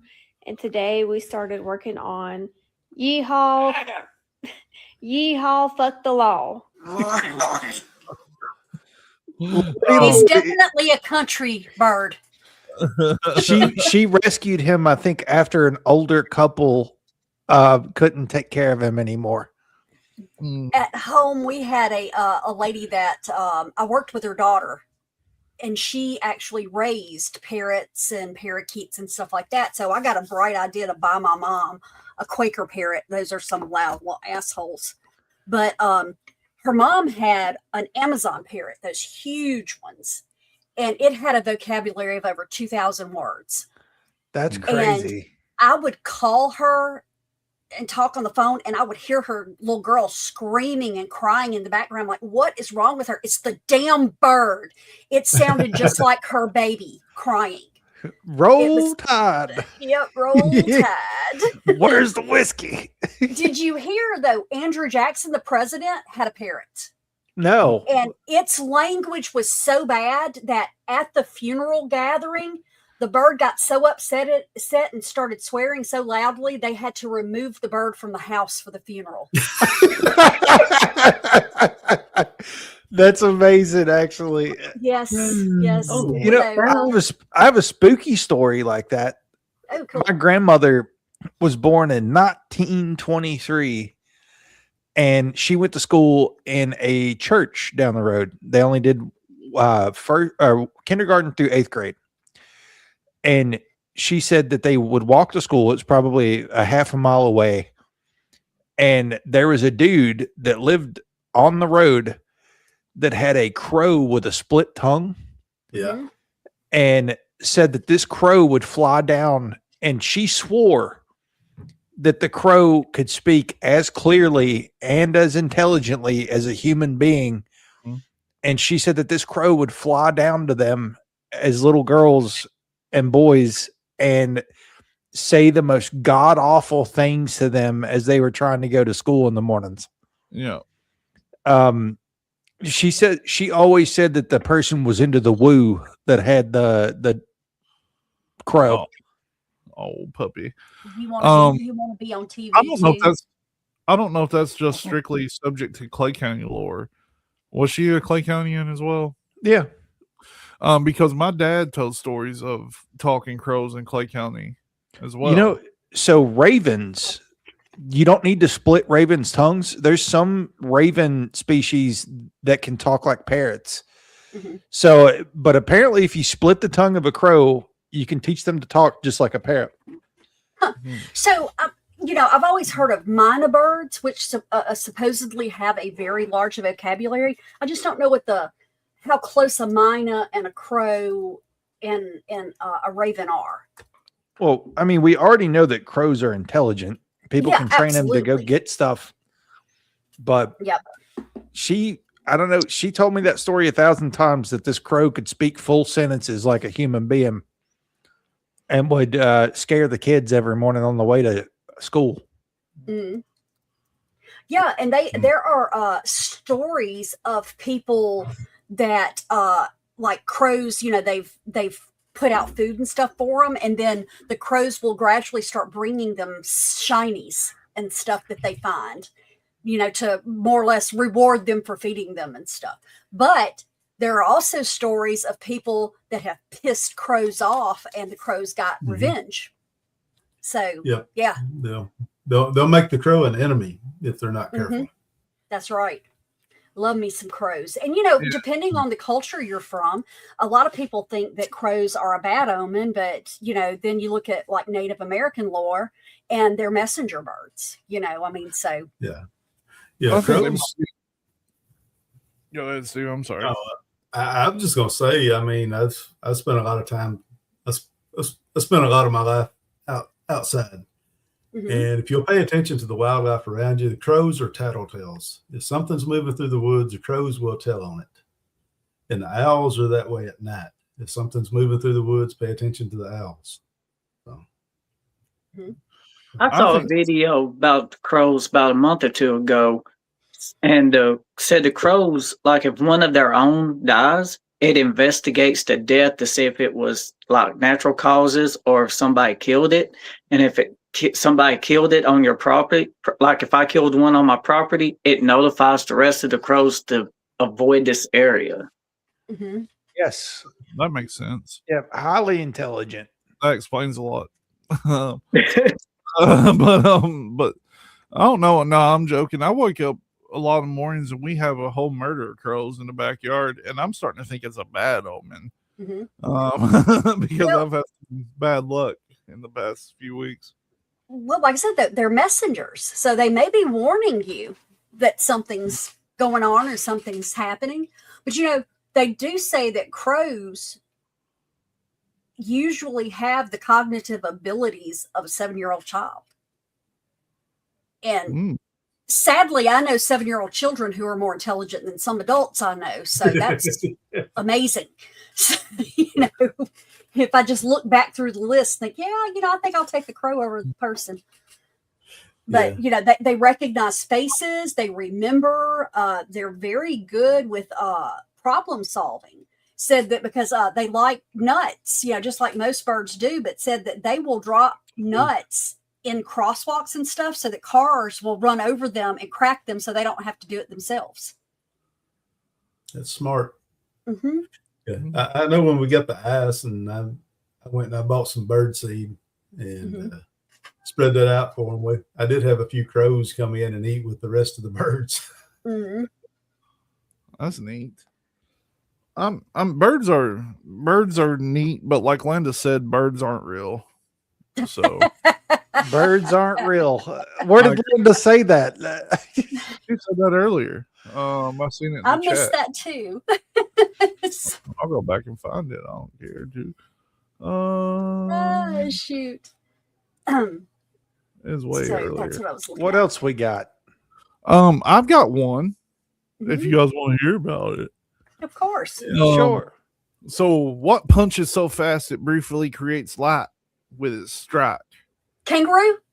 Nope. Damn.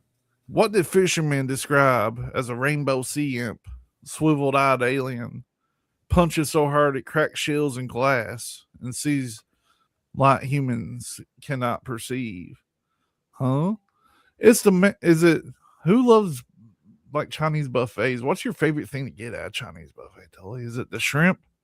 It's the meat on a stick. I hope it ain't the menace shrimp because Lindy called it. Because it can kick your ass. And it's got such a spectral vision that it can see 16 photoreceptors. Humans have 3. It sees ultraviolet light, circular polarized light, amongst nothing else. And it looks ultra cool. Here it is. Each eye moves independently and has a trinocular vision, depth perception in one eye. Now, there's a fun twist to this, as this is a neat little creature here. Some studies suggest they don't mix colors like we do. They may instantly categorize colors instead of blending them. You confused me on that one, Ronnie. I think you just tripped up my logic.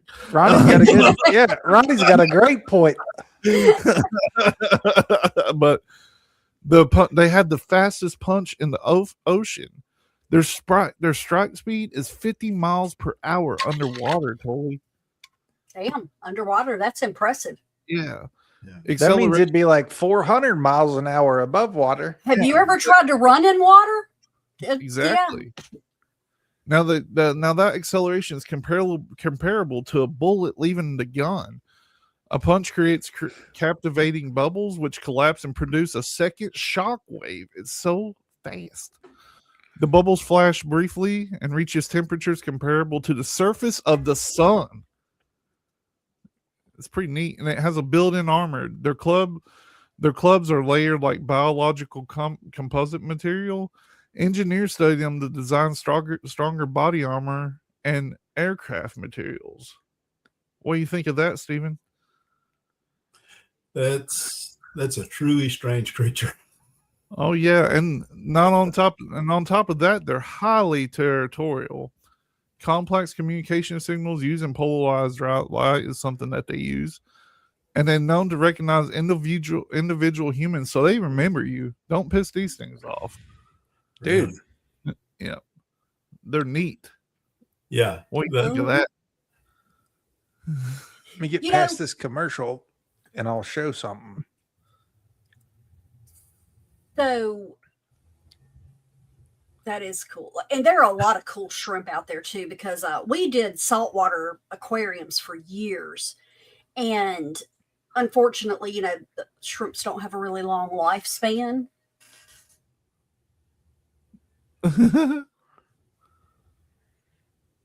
That's a big old shrimp. Uh-huh. Oh yeah. It punched the hell out of that thing. Did you see it? Didn't you see it, did you? Bruce Lee'd it.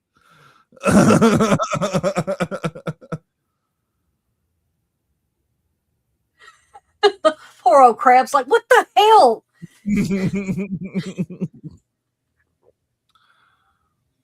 Just minding his business, doing his thing, and old shrimp gonna bully him. Like, what up, dog? What are you doing? Look, he done broke his arm off to give it to him. Here, take it. Here, just take this, man. You know? Look, throwing his other arm up to. I don't want no part of it, bro. Yeah, he ain't gonna have no arms left. Nope. Because I can grow it back. Just take that one. Take it and go.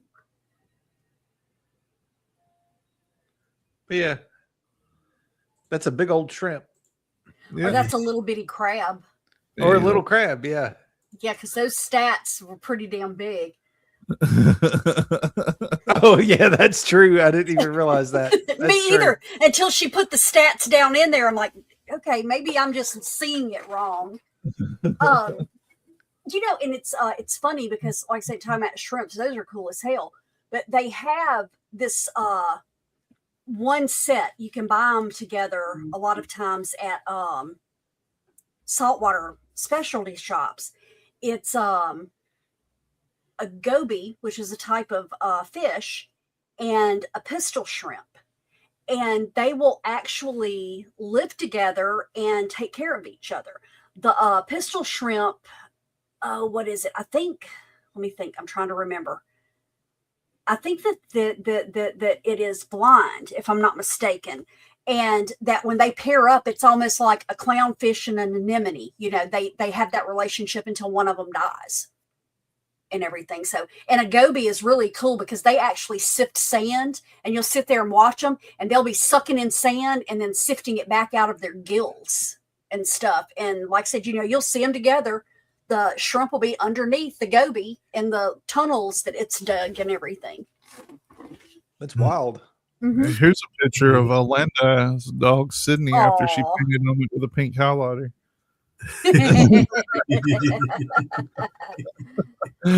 But That's cool.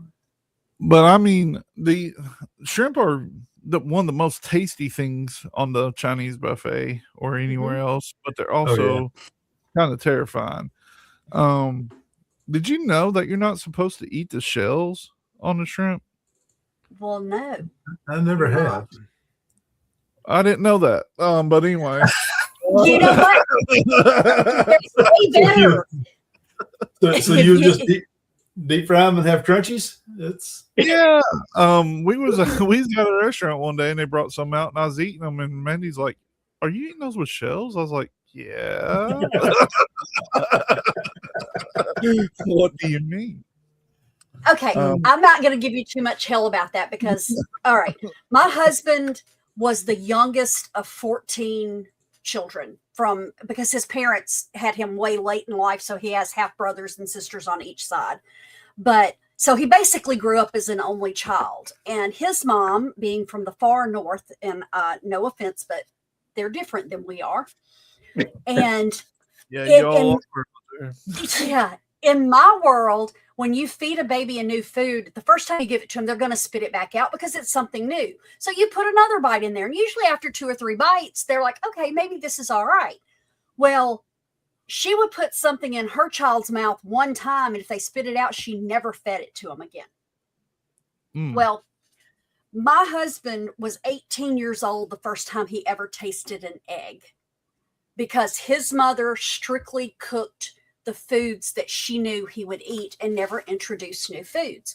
So it was a very fun time when we got together, you know, because I grew up of this is dinner, you're going to eat that or you're going to go without, you know, because this is what we're having. So that's awesome. They, the first time I cooked shrimp, I had boiled some and I'm like, have you ever eaten shrimp? And he goes, nope. And I'm like, okay. And I only had one rule. You do not have to try anything I cook, but don't tell me you don't like it if you've never even tasted it. You don't even have to taste it, but just don't say, I don't like that. And he did the same thing. He picked one up, and I had not peeled it because when you boil it, you want the peeling. That's extra flavor. And took a big bite, and he goes, that's better than I thought it was going to be. And I reached over and I peeled one. I said, try it now.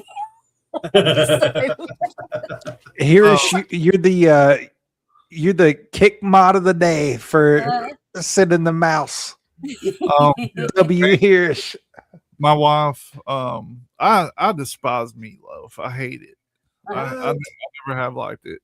What? And she has tried several times to disguise it as something else. Like one time she's like, I'm gonna make a Philly cheesesteak loaf. And I was like, and she brought it to me, and it was a meatloaf with cheese on top of it. So I just slid it in the floor, and I said, no.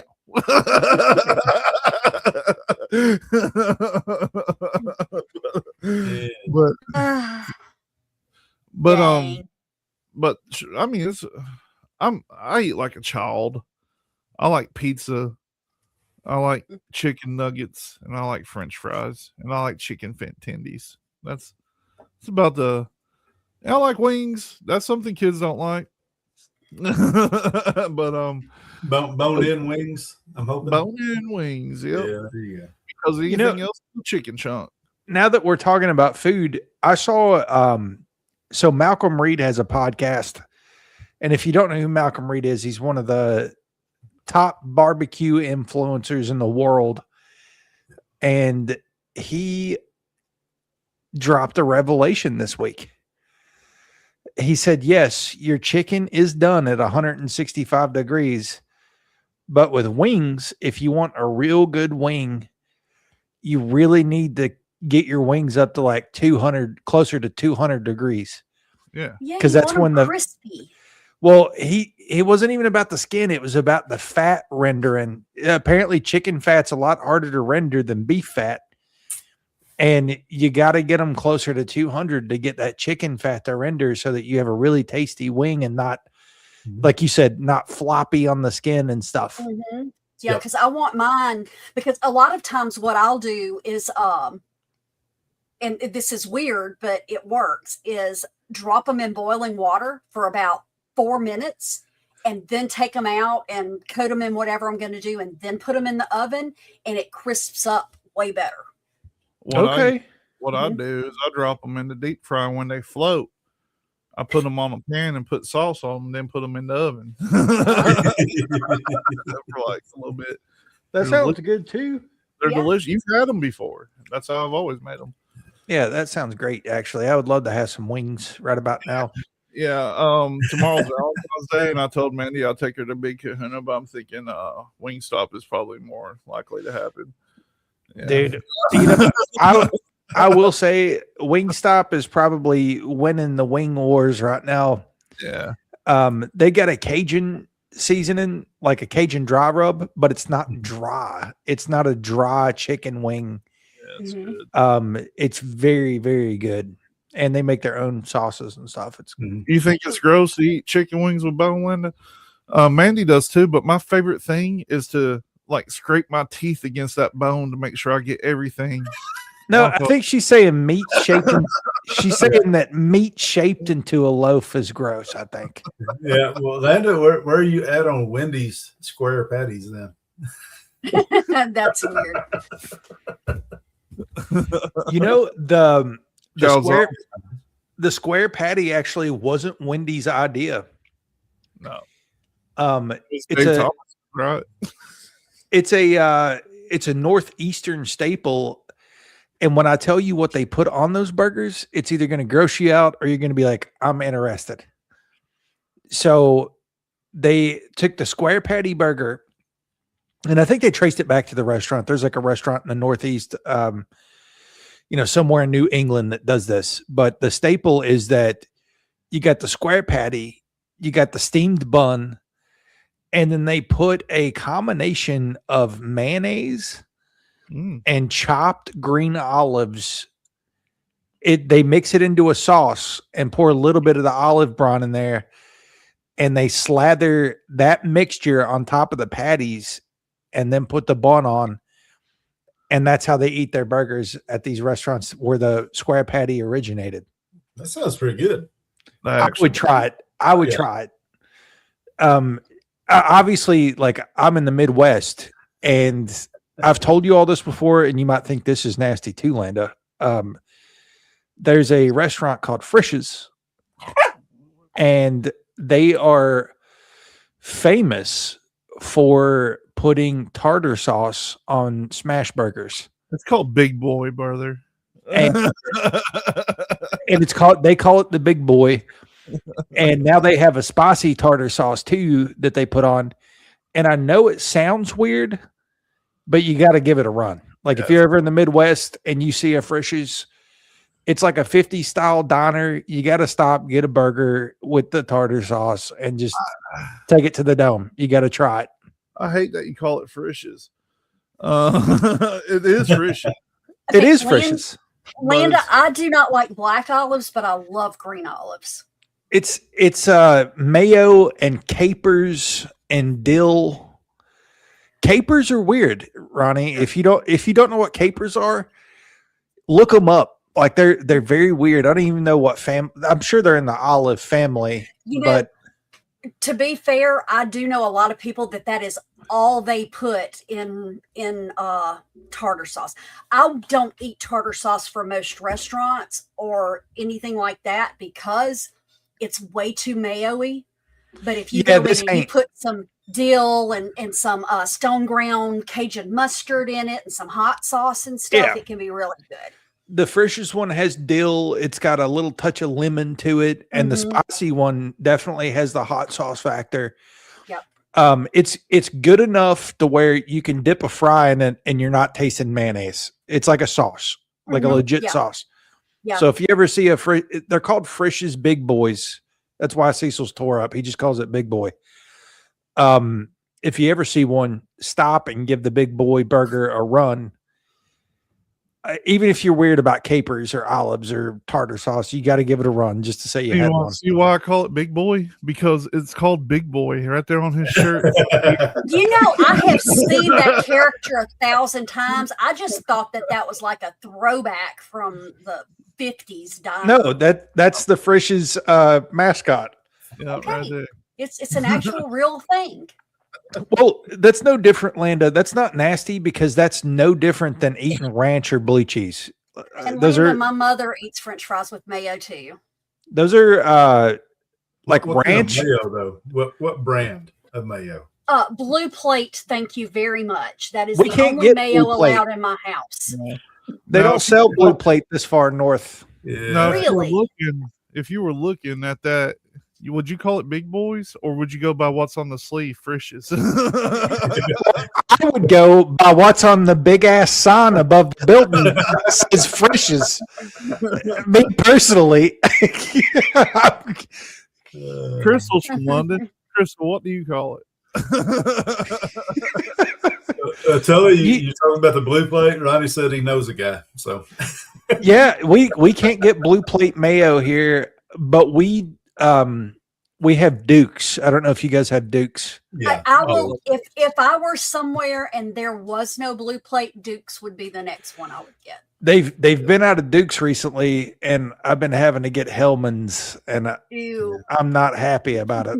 It's a different texture. I'd rather go without. Dukes and Blue Plate have the same texture. To me, Hellman's is bordering on like Miracle Whip. It's got it's too Hellman's sweet for mayo. Hellman's is more like eggy too. Yeah. Duke's is very smooth mayo. Yeah. Yep. So it's good. on the food. The mayo that Is there's Whataburger mayo? This is a revelation. There's Whataburger ketchup. I've got Whataburger ketchup, Whataburger spicy ketchup, Whataburger mustard, and Whataburger jalapeno ranch in the fridge. Now I need this Whataburger mayonnaise. It's Look called at that. Look at that. No, and fun fact, the Frisch's in London is probably the southernmost Frisch's in the United States. See, I've never heard of it. Like I said, when he showed us the big boy, I've seen that on classic television and just assumed. We live 30 minutes from the first ever Frisch's. It's called the Mainliner. And they get a big airplane out front that says Frisch's on the airplane. And it's because it's close to an airport. I'm gonna log out if you keep calling it first.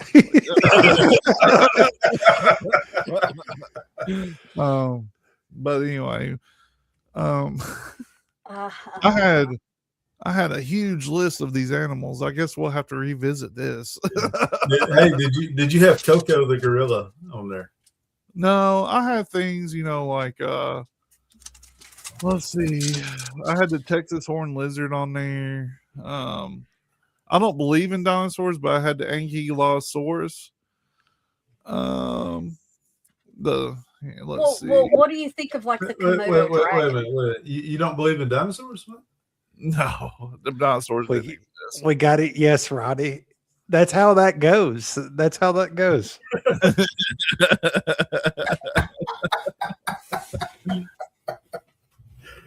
There's a little bit of ADHD in the room tonight, Ronnie. Well, nuts. We can't help that. We can't help who we are. I was going to mention this in a recipe last night on the cooking show, but what big boy? There's no big boys in Texas. There's no Frisch's in Texas, Linda. If they are, they're liars. She said that there was one there. She grew up with one up the road. No. Is a Hang big on. boy. We had that restaurant in my hometown growing up. Was it a legit Frisch's though, or was it just a place called Big Boy?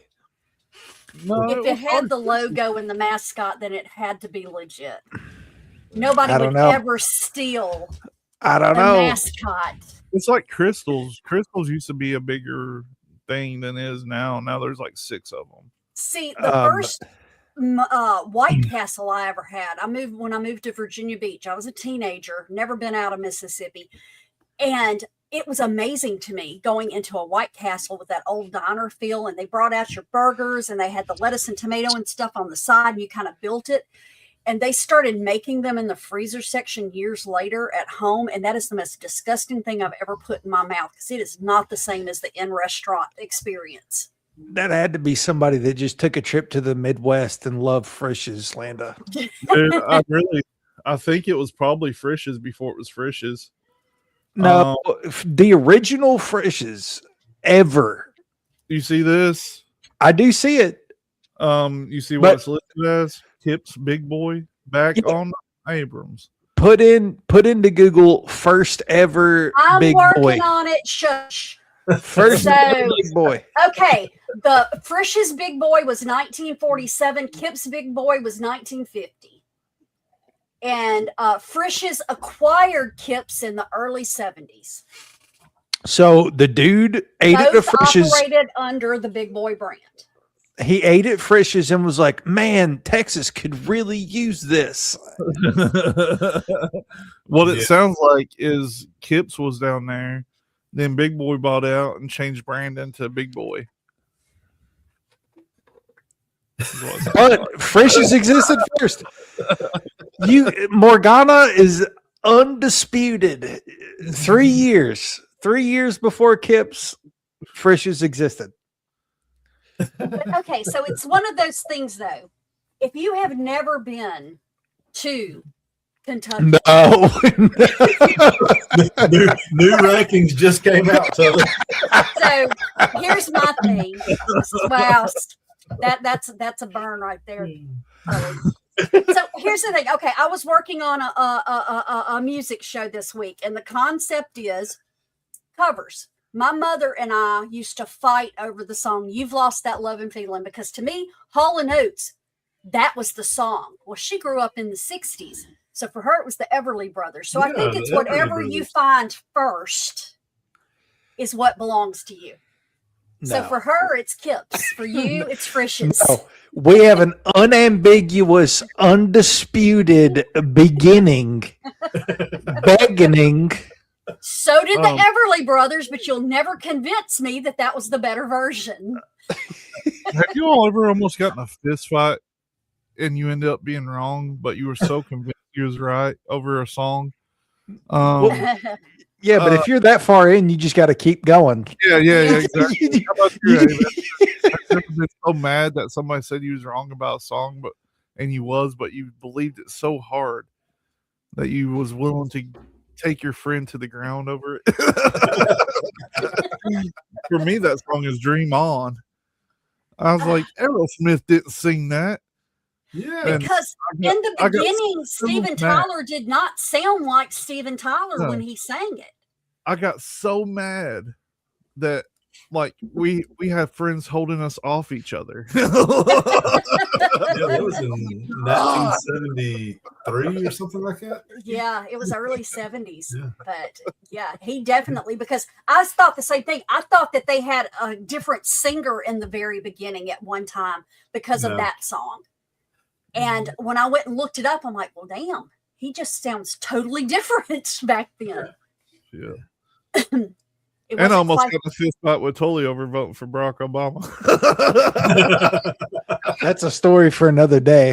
That's a story right. for another day. This Who is ended up not a being right? political space. No, but my rationale, I Stop. think, is Stop. No, we're not doing this. it had nothing to do with what people probably think it does. But I think Tully would agree with me now. I was probably right?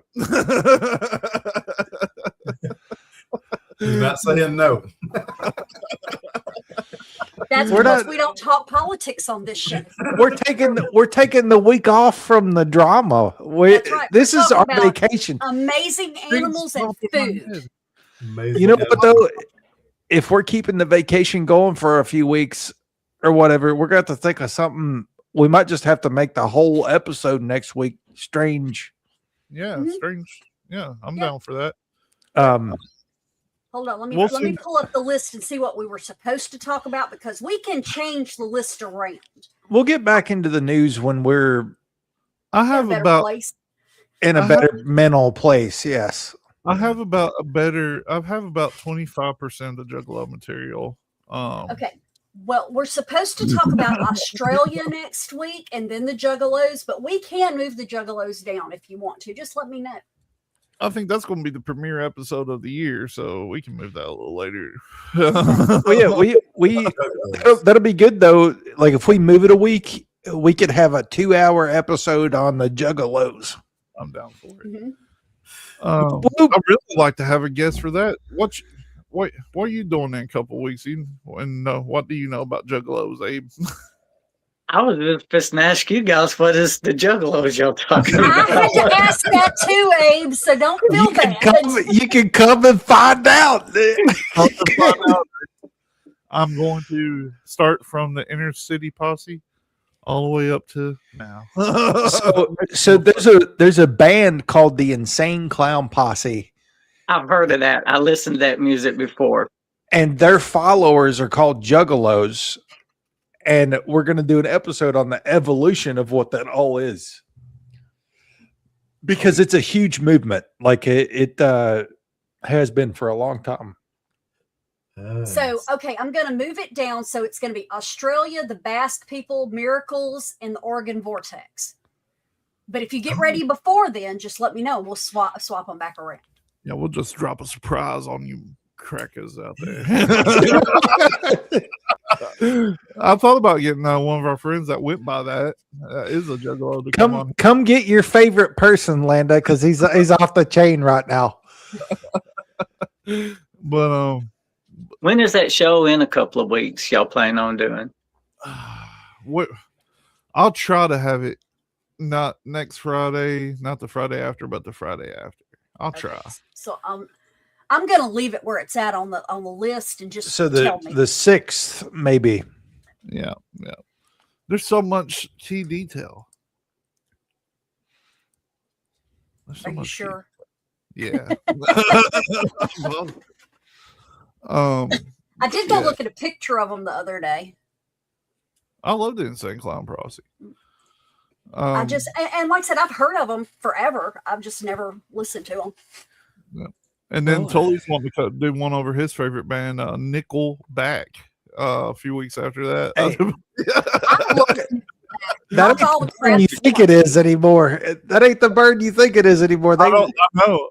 No, this is the thing that makes me mad. I've never not liked Nickelback ever. Mhm. I've always kind of liked Nickelback. I love Leaders, man. That was one of my favorite songs when I was a kid. And I played that for somebody that lives in this house. And then he's like, oh, like just going crazy. Like, I hate this band. And I didn't know that it had became popular to like them until one day I came home and she was listening to it. I was like, I thought you hated this band. You're like, they're not that bad. Oh, that's a good idea, Landa. Landa had one good idea tonight. Damn, we're getting personal on this shit. I'm not the favorite anymore, so I'm just disappointed to find that I've not always been the favorite. we're gonna turn on call-ins that night for the Juggalos. Oh yeah, sure. Let's do it. Because I still got the background. If Cecil can remember the number, I think it's better just to throw out the link to somebody and let them pop on. no, see, we can see the background just changed. That's the live call-in number when Cecil has it going. Yeah. So we'll throw that up. Cecil will turn the phone number on, and anybody who wants to call in and talk about the Juggalos, we'll talk to you. Juggling. And again, thank you for coming and joining us tonight, Abe. You have an open invitation. If you ever have a topic you want to talk about, just send it to Tully and we'll talk about that. Oh yeah. So we've got like 300 topics. If you've got a topic that you want to talk about sometime, Abe, you just tell us and we'll rag on it for 2 hours. Yep. All righty. And go to TikTok, Abe's Front Porch. Go ahead and like and follow that, as well as YouTube. And don't forget 25% off for the next 14 days on new merchandise that's just been released today. All you have to do is go up here and click this little redeem button, and you get some fancy wearing the folk merch. Get you a hoodie. Now this shirt right here is limited edition. I hand drew this one. Well, is it fair to say I hand drew it if I drew it on an iPad? Cecil Yes, ate because crayons you're while he was doing making the this. drawing. Yes. What?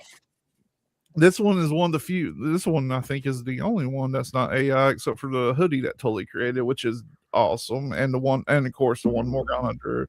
So any of the other ones that I did are AI. You can get the family one. Oh my goodness. You can also get like that. what it was. Come on. There you can get that you in can say costume hi. for $17.99. Oh, puppy. All right, here's the awesome design Tully did of the hoodies, and it's got a back to it, which is our emblem. Yeah, Cecil said he wanted an OG design. Oh yeah. So it's just Wearing the Folk podcast on the front, and then it's our OG symbol on the back. It's always been a haunted house.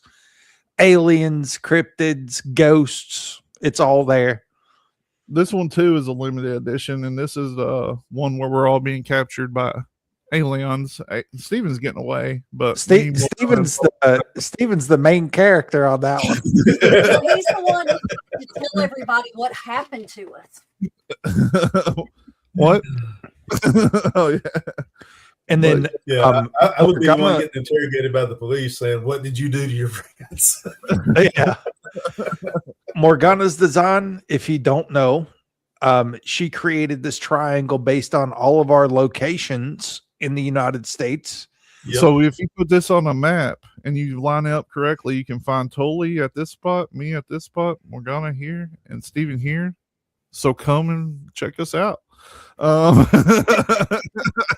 Let me know in advance so I can clean the house. Yep. Just throw that on the US map and you'll be able to find us. I'll be able to find us. Yeah. If you show up at my house, the big dog's name is Clarence. He's a cane corso.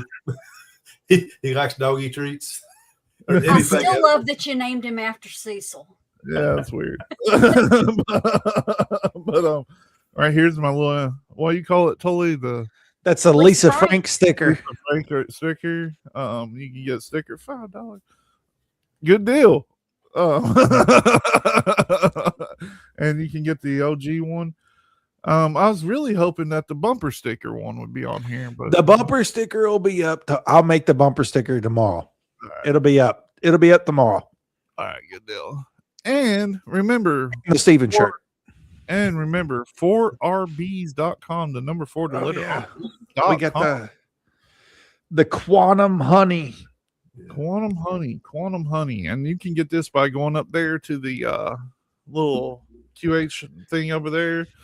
Or you can just go to 4rbs.com. But please be sure to use the promo code WITF for 20% off. And you can stack this 20% with any sale that may be going on at the time. It's a win-win. Best honey in the world that is going to a good cause as well. If you still haven't got the honey, this is one of the only honeys in the world that's tested negative for glyphosates. So no Roundup in the honey.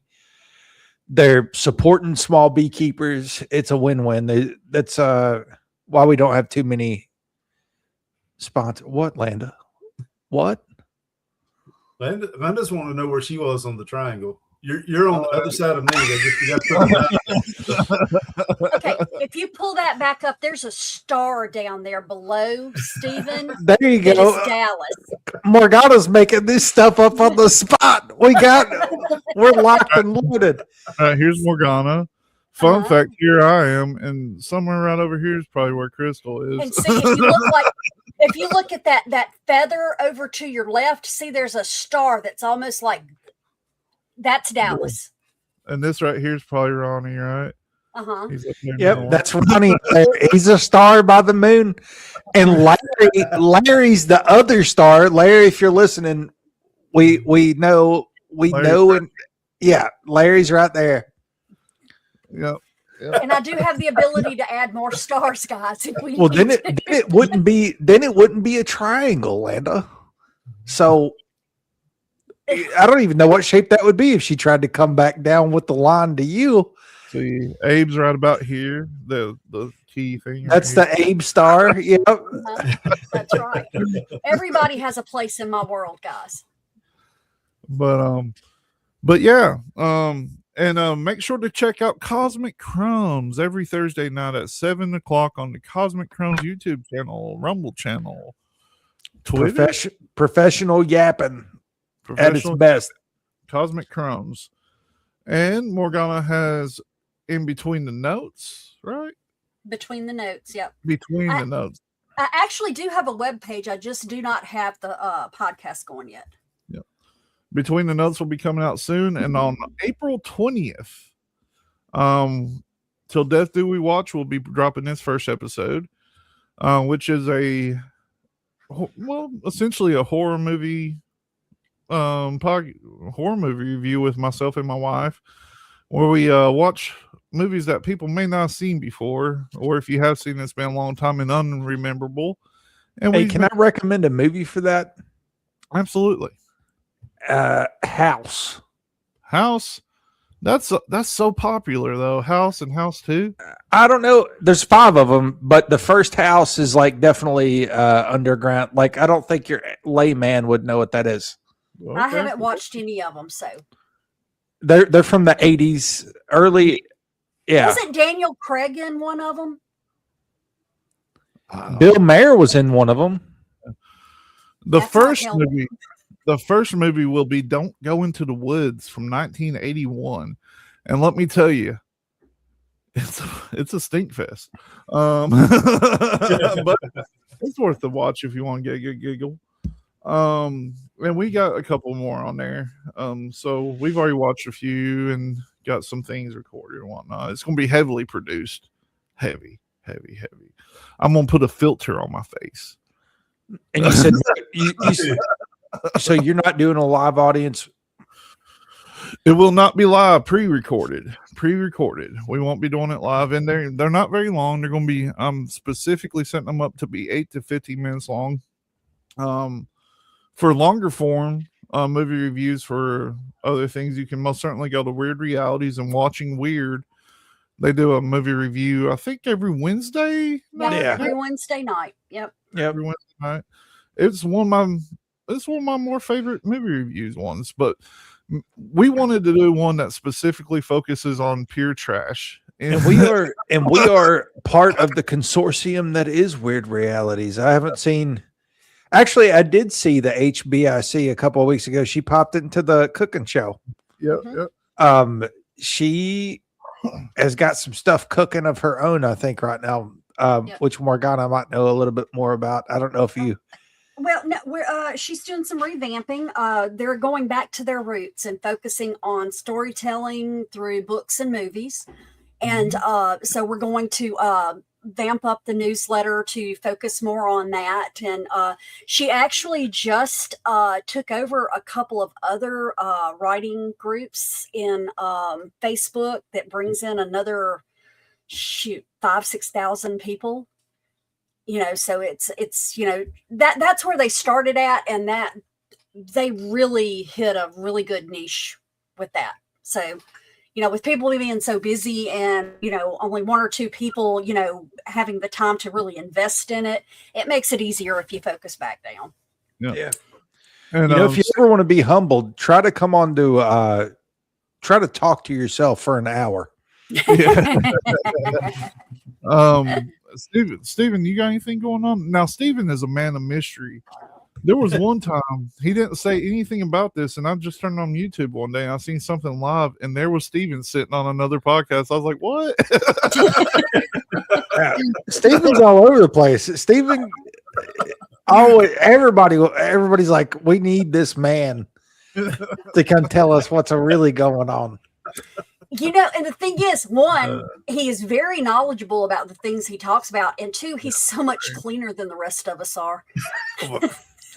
So let's be honest. Yeah, I mean, if you're looking at all of us, they're going to pick Abe and Steven before they have us on especially a PC show.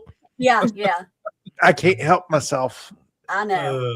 Yeah, that's what's really been difficult on the one that I'm working on. The other one is I'm trying very hard, since it's not live, to make sure I'm behaving. That's why. Now, I will say, going from somebody that used to pre-record and like edit and stuff, you can make it seem a lot more on track. The first episode that I ever recorded, it was with a completely different crew. There was 97 F words. I feel better. I think we're cussing a lot. Look, back before social media and all of that fun stuff, my dad and his best friend, if you came up on them when they were working like on a vehicle or something, you'd think they hated each other. I mean, because it's you stupid SOB, rah, rah, rah. I mean, the whole time. And my mom and his wife made the comment to him one time, y'all need to start watching your language with all the kids around. Oh, our language isn't that bad. Well, they recorded them. And you want to talk about two grown men that were livid because they recorded them and played it back to them. It was hilarious because they, honest to goodness, did not think that they used that much language until they heard it. They didn't take it well. Yeah, we got to be careful sometimes, especially on here. Like Cecil says that if you cuss in the first 10 minutes of a video, it'll get you buried in the algorithm. It does. Mm-hmm. So, which is very difficult not to do for us. We finesse every week for you all. Just to Totally. Did you see my anniversary picture that I made for Mandy? No. Should I put it on the screen or just show my phone real quick? Put it on the screen. Go ahead. It takes me a second, but we're going to have to make a. We're going to have to make a video of our promos because I feel we've been doing promos for 32 minutes. Let's see. Come on now, open up for me. You know what would be an episode of Wearing the Folk without useless banner for 30 minutes at the end of the show? Like that's now, what everybody's here for. Now, me and my wife celebrated our something anniversary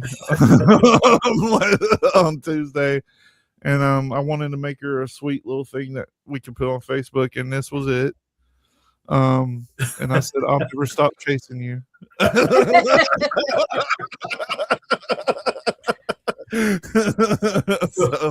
So according to that picture, you and Mandy do go on some runs, huh? Yeah. So Cooper says I'm not romantic. There you go.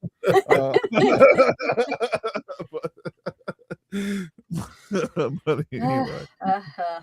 But anyway, does anybody have anything else they want to talk about before we wrap it on up? No.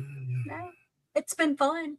Hey, we stayed on topic for a while. 2 hours. 2 hours. Yeah, 2 hours. Yeah, that's plenty. We started the show with a dog, and we ended the subject with animals. The worst animals of all time, human beings. Yes, Run into indeed. the woods. Man, I anyway. cannot even argue with you. And y'all made me question my life choices of ever eating calamari. That's calamari and rattlesnake. Those are a couple of things I just really can't go with. Listen, I've ate rattlesnake, and I would absolutely eat it again. Oh yeah, I love it. I was gonna say I've eaten rattlesnake, I've eaten squid. The two things I will not eat, short of there being a zombie apocalypse, because I will never say I won't eat something, is head cheese and blood pudding, because I've seen them made homemade and Yeah. I like blood. But if I hadn't had try a meal in a few try. days, and I've tried a lot of things, but those two, because they scarred me at a young age. When somebody, they're butchering a pig and then somebody brings the head in and sticks it in the sink and somebody starts carving on it. Ugh. What's one of your favorite shows, Landa? Shark is rough. You just have not eaten shark cooked right. I promise you. What's one of your favorite shows? Because I know you're not talking about this show. This show should have always been your favorite show. So I know you're not saying that this just became one of your favorite shows. After a few years, it's finally starting to grow on me.